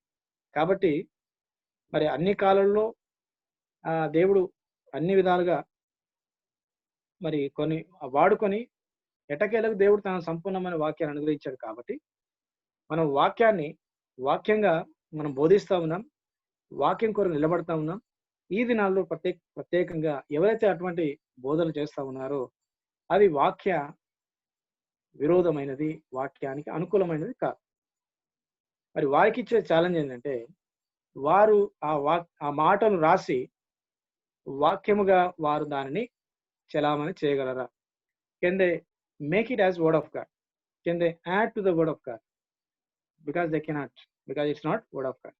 ఎవరు కూడా అంతా డేర్ చేయలేరు. ఒకవేళ డేర్ చేసినా కూడా అది మరి అందరు కూడా దాన్ని వాళ్ళు కూడా యాక్సెప్ట్ చేయలేరు. The people who are following them, the people who believe them, and if the visions, if the dreams, if the revelations they are receiving from the word of God, apart from the word of God, అవన్నీ కూడా రాసి దేవుడు నాకు బయలుపరిచాడు, ఇది కూడా దేవుని వాక్యం అని చెప్పేటువంటి ఆ యొక్క ధైర్యం ఎవరు కూడా చేయలేరు. ఎందుకంటే అది వారికి తెలుసు, వారి మాటలు విన్న వారికి తెలుసు. కాబట్టి ఆ ధైర్యాన్ని ఎవరు కూడా చేయలేరు, అంత దమ్ము ఎవరు కూడా లేదు. ఎందుకంటే అది వాక్యం కాదు కాబట్టి. వారి యొక్క అపోహ, వారి యొక్క ఇమాజినేషన్, వారి యొక్క ఆత్మీయమైనటువంటి అత్యాసక్తి అంతే తప్ప అందులో వాక్యానుసారమైనది లేదు. అది ఎవరు కానీ I'm not mentioning anybody's name, but people who are doing it and they are doing it out of their own interest and which is not according to the word of God. And if at all it is the word of God and it must be according to the word of God. So ఆ విషయాన్ని ఖచ్చితంగా మనం గుర్తించాలి. మరి ఇంకా కొన్ని ప్రశ్నలు వస్తూ ఉన్నాయి. దయచేసి ఆ ప్రశ్నలు మరొకసారి మరి let me see the question once again. Prabhu or somebody else put the question. I did not see the question. There is a question from Prabhu, I think. So please let me see the question. I cannot see. I am unable to use this Zoom app. So just put the question on my screen so that I can see and I can answer the question. Prabhu, I think Prabhu put a question. So Prabhu, please let me see the question. Please, administrator, please let me see the question. There's a question from Prabhu, so that I can discuss that. Okay. Any questions? Somebody put a question, I think. Prabhu put a question. ఏమైనా question చేసావు? Just press on more అనే ఒక button ఉంటది కదా మీ screen లో, దానిపైన chat అని ఉంటది. దాన్ని ప్రెస్ చేస్తే you can be able to see the question. Okay, chats. Okay good. Okay, so దాంట్లో ఆయన క్వశ్చన్ ఉంది, ఆన్సర్ కూడా. అంటే he said this is clarified అని అన్నాడు. Okay. Okay, my doubts are clarified. Okay. What about tongues? And some are telling pray God. Okay, for tongues. Okay. So tongues గురించి కూడా ఇక్కడ ఒక ప్రశ్న వచ్చింది. టంగ్స్ కూడా టంగ్స్ కానీ ఇంటర్ప్రిటేషన్ ఆఫ్ ద టంగ్స్ కానీ అవి కూడా దేవుని వాక్యం ఇవ్వడానికి దేవుడు వాడుకున్నాడు. ఓకే, సో ఇవన్నీ కూడా వాక్యము కంప్లీట్ కాకముందు, వాక్యము సంపూర్ణంగా ఇవ్వబడక ముందు దేవుడు నానా విధాలుగా మరి తన వాక్యాన్ని బయలుపరిచాడు.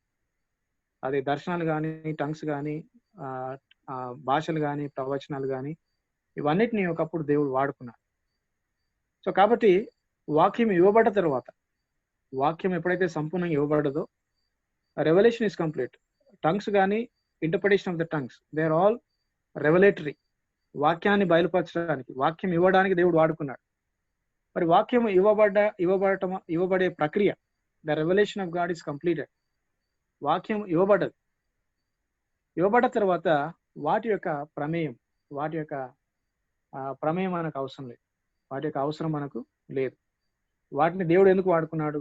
వాక్యం ఇవ్వడానికి వాడుకున్నాడు. వాక్యము సంపూర్ణంగా ఇవ్వబడ్డ తర్వాత వాటి యొక్క అవసరం మనకు లేదు. అవి tongues, the same principle is applicable for all. God used angels for what purpose? To give the word of God, right? God used dreams for what purpose? To give his word. And God used the tongues to give his word. And God used the dreams to give his word. ఇవన్నింటి కూడా దేవుడు వాడుకున్నాడు. కొత్త నిబంధనలు ఉన్నాయి, పాత నిబంధనలు కూడా ఉన్నాయి. సరే, మరి ఎప్పుడైతే దేవుడు తన వాక్యాన్ని సంపూర్ణంగా అనుగ్రహించాడు, ఎందుకంటే ప్రకటన గ్రంథం 22వ అధ్యాయంలో మనం చూస్తా ఉన్నాం, దేవుడు ఆ యొక్క మాటలకు ఖచ్చితంగా చెప్పాడు, nothing should be added, nothing should be removed. ఏది కూడా కలపకూడదు, ఏది కూడా తీసివేయకూడదు. అంటే దాని అర్థం ఏంటంటే, మరి నా యొక్క మాటలన్నీ కూడా సంపూర్ణంగా మీకు ఇవ్వబడ్డాయి కాబట్టి మీరు ఏది కూడా యాడ్ చేయకూడదు, ఏది కూడా తీసివేయకూడదు. సో సంపూర్ణంగా దేవుడు తన వాక్యాన్ని అనుగ్రహించాడు. So exercise, translate into English exercise. Okay, Mary sister, first one చదవండి. First one, Mary sister. Mary sister.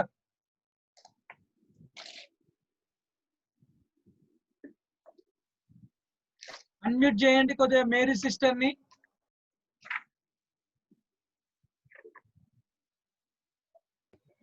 Mary sister ఉందా లేదండి? సార్ చదవండి సార్. అసలు అన్ని అలా మ్యూట్ లో ఎవ్రీ టైం పెట్టేస్తే ఏమన్నా అడగాలన్నా కూడా లేకుండా ఏం సార్ వాళ్ళు హోస్ట్ అట్లా చేస్తున్నారు. సరే నెక్స్ట్ టైం ఇప్పుడు ఏదన్నా డౌట్ మధ్యలో ఏదైనా క్వశ్చన్ అడగదా ఉంటే కూడా లేకుండా అలా చేసేస్తున్నారు. వాంటన్గా నా పేరు ఒకటే మ్యూట్ చేసేస్తున్నారు సార్. లేదా అందరికి సేమ్ ప్రాబ్లం ఉంది? లేదు సార్, ఇప్పుడు 4-5 మాట్లాడుతున్నారు, బట్ నాది మాత్రమే మ్యూట్ చేస్తున్నారు అన్నమాట. సరే అండి. ఓకే, ఇప్పటి నుండి ప్లీజ్ అన్మ్యూట్ ఆల్. అందరిది అన్మ్యూట్ చేయండి and let them do it. అందరూ బాగా మాట్లాడుతున్నారు, నా దగ్గరికి వచ్చేటప్పటికి అలా. ప్లీజ్ అన్మ్యూట్ ఆల్, అందరిని అన్మ్యూట్ చేయండి and personal. Okay sister, first one చదవండి మీరు. Lambda, upsilon, upsilon, omicron, nu, epsilon, nu. So lambda అంటే ఏంటండి? ఎల్ యు ఓ ఎం ఈ ఎన్. So together లోమెన్. లువోమెన్ అంటే ఏంటండి? లువో అంటే ఏంది? లువో అంటే ఐ లూస్. లువో అంటే ఐ లూస్. సో ఇక్కడ మెన్ ఉంది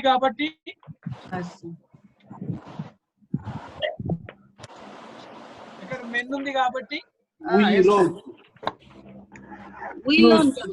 ఓకే వి లూస్. ఓకే, లువోమెన్ అంటే we loose. Okay, next one ఎవరు? నెక్స్ట్ దేవకుమార్ గారు. Can you read the next one? లువోమెన్ తర్వాతది. ఏదండి బాలోమెన్. Malum, and can you speak out these letters? Beta Ah, beta alpha lambda lambda ah, omicron ah, epsilon nu. okay. So what does it mean, sir? బాలోమెన్. Balloon means what? బాలోమెన్ means we throw. We throw. We throw. Okay, thank you. We throw. Okay, the next one. Erection Kumar garu.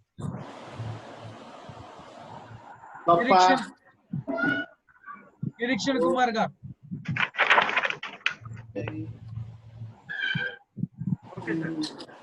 Erection Kumar garu. Next one. Epsilon.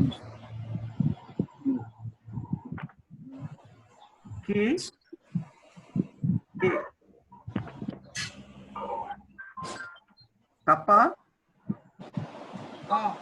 Hello.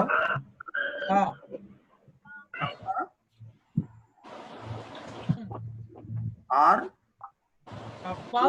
రో plus iota plus new plus mu. The next step, and they must write down all those words, and they must give to the church, the universal church. So this is the word of God. God has revealed to me through the dreams, through the visions, through the angels, and through the tongues, and they must declare to the universal church and accept these words as word of God. Would they dare? No, never. Nobody has done so far, right? ఆ విషయాన్ని ఖచ్చితంగా గుర్తించాలి. Nobody has done so far, nobody is doing so far, and nobody is going to the second step. But when we see in the Bible, దేవుడు వాక్యాన్ని ఇస్తూ వాక్యాన్ని రాయిస్తున్నాడు. అది సైమల్టేనియస్గా క్రమంగా జరుగుతూ ఉంది. ప్రతి కాలంలో ప్రతి తరంలో కూడా దేవుడు వాక్యాన్ని మోషేకి ఇచ్చాడు, మోషే ద్వారా దేవుడు రాయించాడు. యెహోషువకు దేవుడు వాక్యాన్ని ఇచ్చాడు, యెహోషువ ద్వారా దేవుడు రాయించాడు. సమూయేలుకు దేవుడు వాక్యాన్ని ఇచ్చాడు, సమూయేలు ద్వారా దేవుడు రాయించాడు. ప్రవక్తలకు దేవుడు వాక్యాన్ని ఇచ్చాడు, ప్రవక్తల ద్వారా దేవుడు వాక్యాన్ని రాయించాడు. అపోస్తులకు దేవుడు వాక్యాన్ని ఇచ్చాడు, అపోస్తుల ద్వారా దేవుడు రాయించాడు. ఓకే, ఇవ్వటం ఒక ఎత్తు అయితే రాయించడం ఇంకొక ఎత్తు.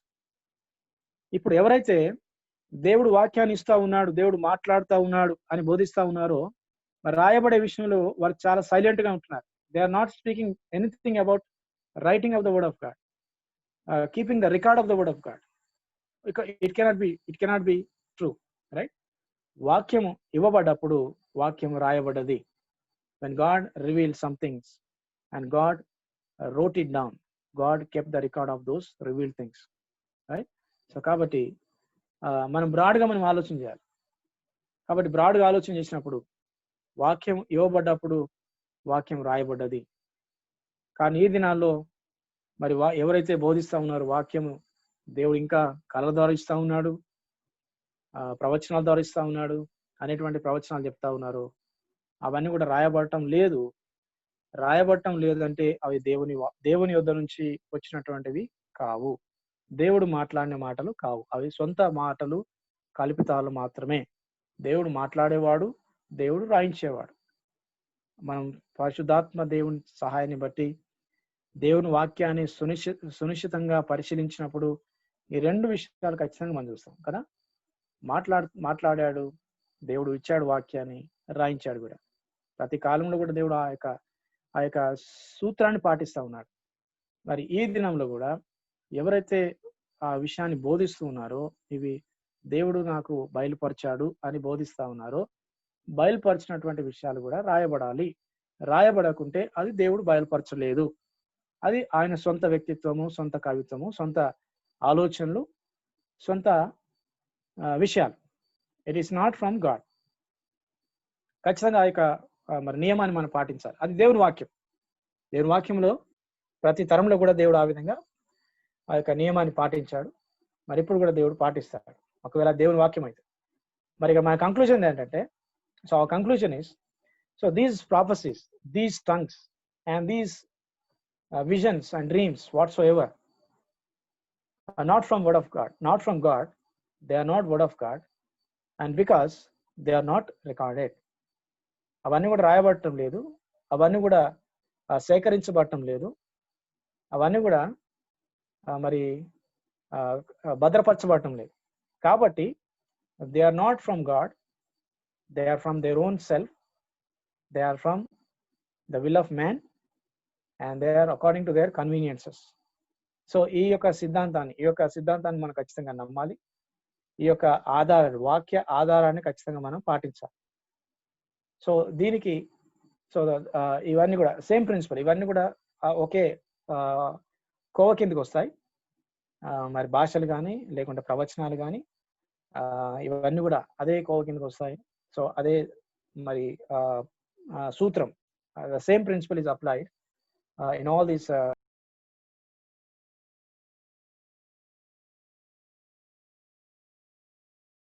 okay. Some are praying and I'm canceling in the name of God. It is right prayer, sir. Okay, some are praying, I am canceling. Okay, I did not understand the question completely. Okay, so these people are just praying all these prayers and canceling the debts, right? Bank loans cancel చేసినట్టుగా లేకుంటే ఆ loans ఈ loan cancel చేసినట్టుగా we don't see the word supporting that, right?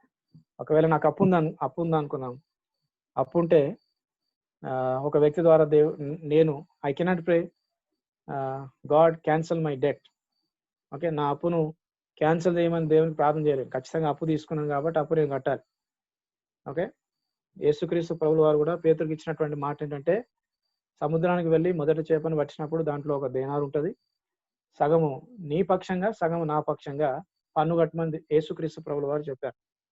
ఆ అప్పులను కూడా మనం కట్టాలి.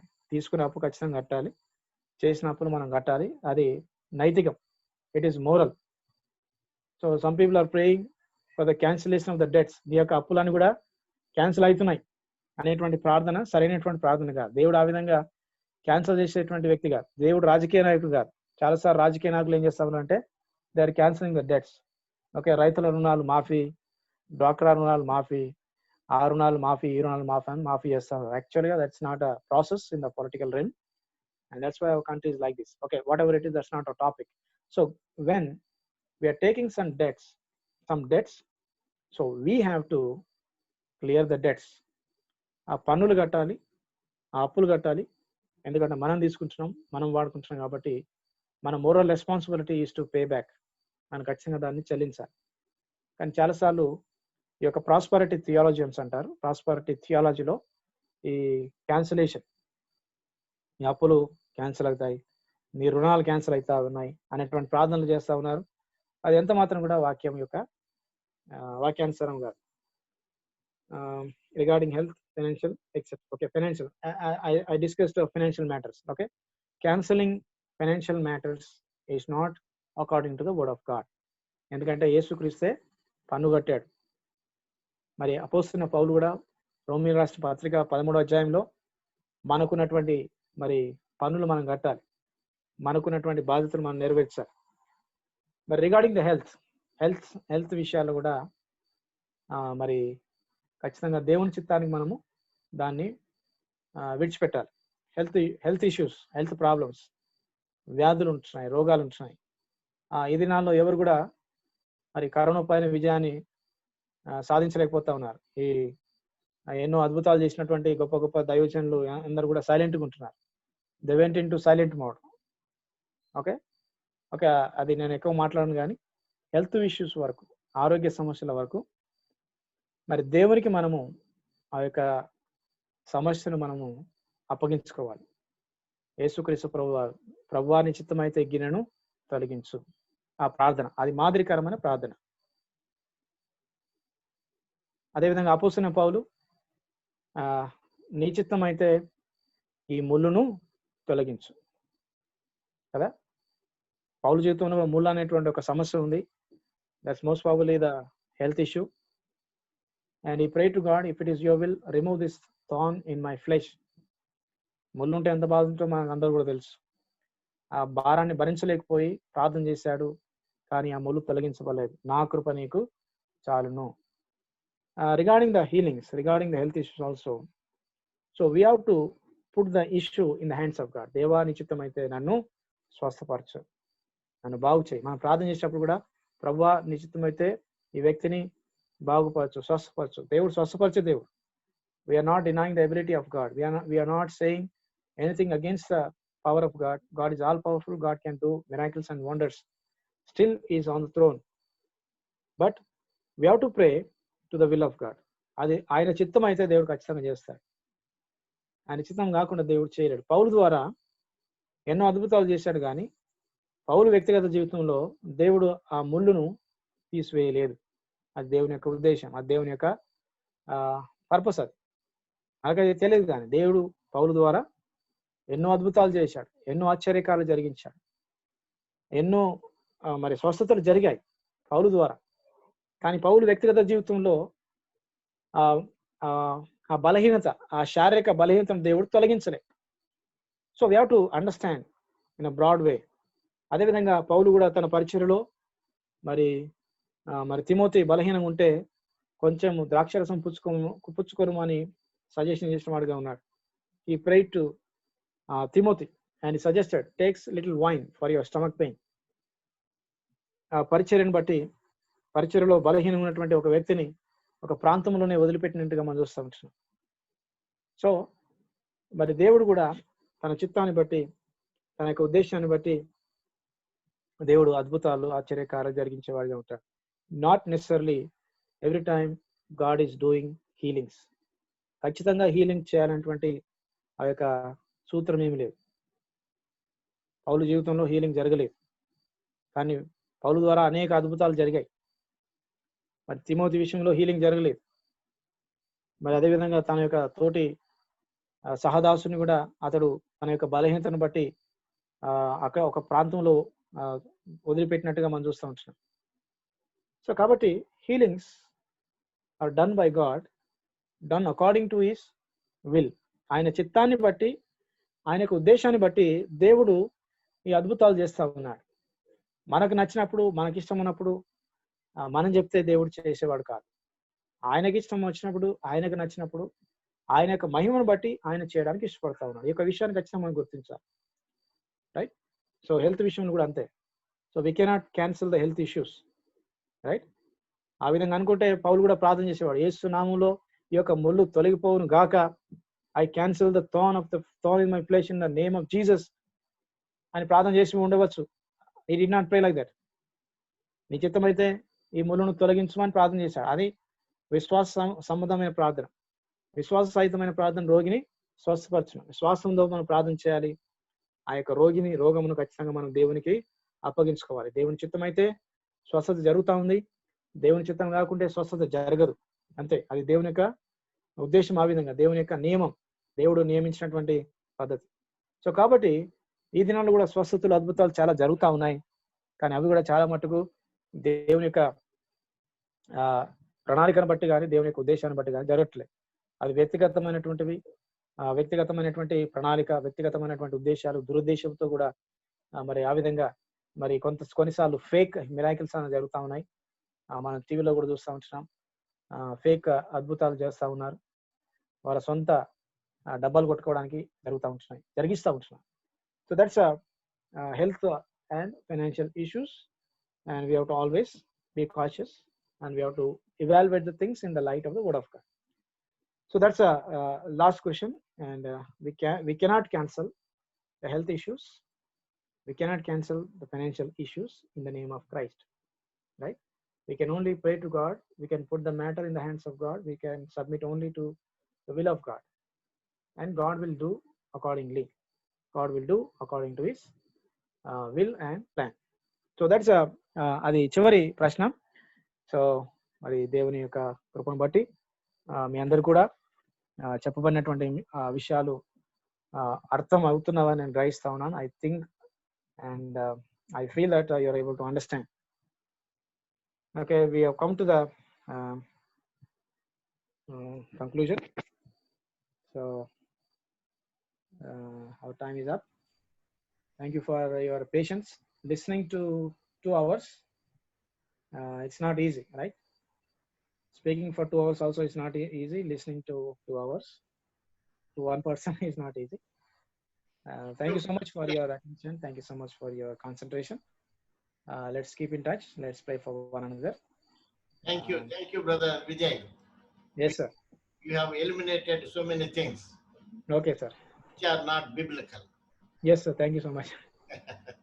So can I request Timothy Kallepalli to close with prayer? Okay brother. పరిశుద్ధులైన మా ప్రభువా, నీ పాదాలకు వందనాలు, స్తోత్రాలు నాయన. ఇదిగో నాయన, మరొక దినంలో ప్రభువా నీ గురించి నేర్చుకున్నటకు మీరు ఇచ్చిన గొప్ప తరుణం బట్టి మీకు వందనాలు, స్తోత్రాలు చెల్లించున్నాం నాయన. మరి సహోదరుడు చెప్పిన ఎన్నో విషయాలను మేము ఆలోకించున్నాం నాయన. ముఖ్యంగా ప్రభువా అన్బిబ్లికల్ గా తాను చెప్పిన సామాజిక పరమైన ఎన్నో విషయాలను బట్టి మీకు మేము వందనాలు చెల్లిస్తున్నాం ప్రభువా. వాటన్నింటిని బట్టి మమ్మల్ని మెలకువ ఉండి నాయన, ఈ విధమైన బోధల నుండి, ఈ విధమైన ప్రవక్తల నుండి మమ్మల్ని మేము రక్షించుకుంటూ ప్రభువా ప్రజలను కూడా మేము సరైన దారిలో నడుపువాలుగా మమ్మల్ని మార్చుకుని వేడుకుంటున్నాం నాయన. విన్న వాక్యం బట్టి, ఈ స్టడీని బట్టి మీకు వందనాలు, స్తోత్రాలు నాయన. మా జ్ఞాపక శక్తిని పెంపొందించి ప్రభువా విన్న ప్రతిదినం మరుగుపరచబడకుండా ఉండనట్లు ప్రభువా ప్రతి స్థలమందు మేము వెళ్ళి ప్రతి చోటందు ప్రభువా నీ వాక్యం విత్తబడటకు తోడ ఎండుమని వేడుకుంటూ మరి ఒక్కసారి ప్రభువా మీకు వందనాలు, స్తోత్రాలు చెల్లించు ప్రభు అయిన యేసుక్రీస్తు నామమున అడిగి వేడుకుంటున్నాము తండ్రి. Amen. Okay brother. We will see you tomorrow.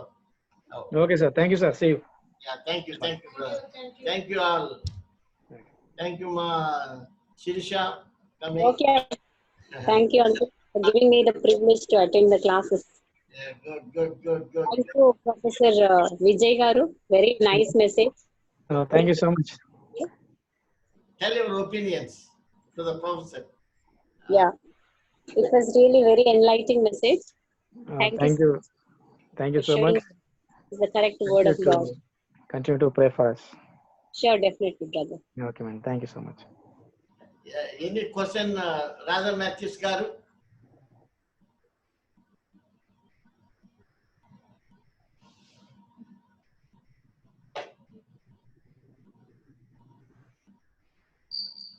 Wonderful way.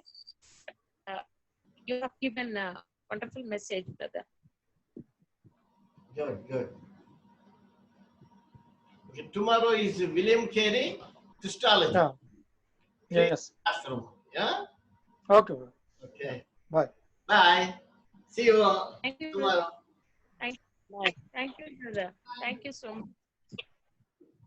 I think it's mine. I'm stopping. Yeah. That is going forward, nobody will mute or unmute anybody. Yes, sir. Malli cheppandi. Yeah, going forward, nobody will mute or unmute anybody. Okay. That's the rule for the class. ఎవరు mute చేయొద్దు. Just కావాలంటే చెప్పండి, mute చేయండి అని చెప్పండి అంతే. ఎవరికి వాళ్ళు చేసుకుంటారు. Thank you, sir. Thank you. Keep on. ఇంకొక 3-4 క్లాసెస్ అయ్యేటప్పటికి అందరూ అడ్జస్ట్ అవుతారులేండి. ఇప్పుడే కాబట్టి అలవాటు పడాలి technology. Yeah, we are all learning the technology. 2 more weeks and we'll be back in St. Patrick's. Okay, can I ask Anil Ebenezer to close with prayer? Prayer chesa sir already. Okay. Yeah. Okay, then we'll see you next week. Good night. Yeah, sir. Thank you. Good night, sir. Good night. Good night, sir. Shanti. Yeah. Good night. Yes. Good night. Dhampal, Praveen, Mereka. Good night. Good night. Good night, everyone. Admas Garu. Madam, good night. Sir, good night. Good night, sir. So, the recording share చేయండి. Good night.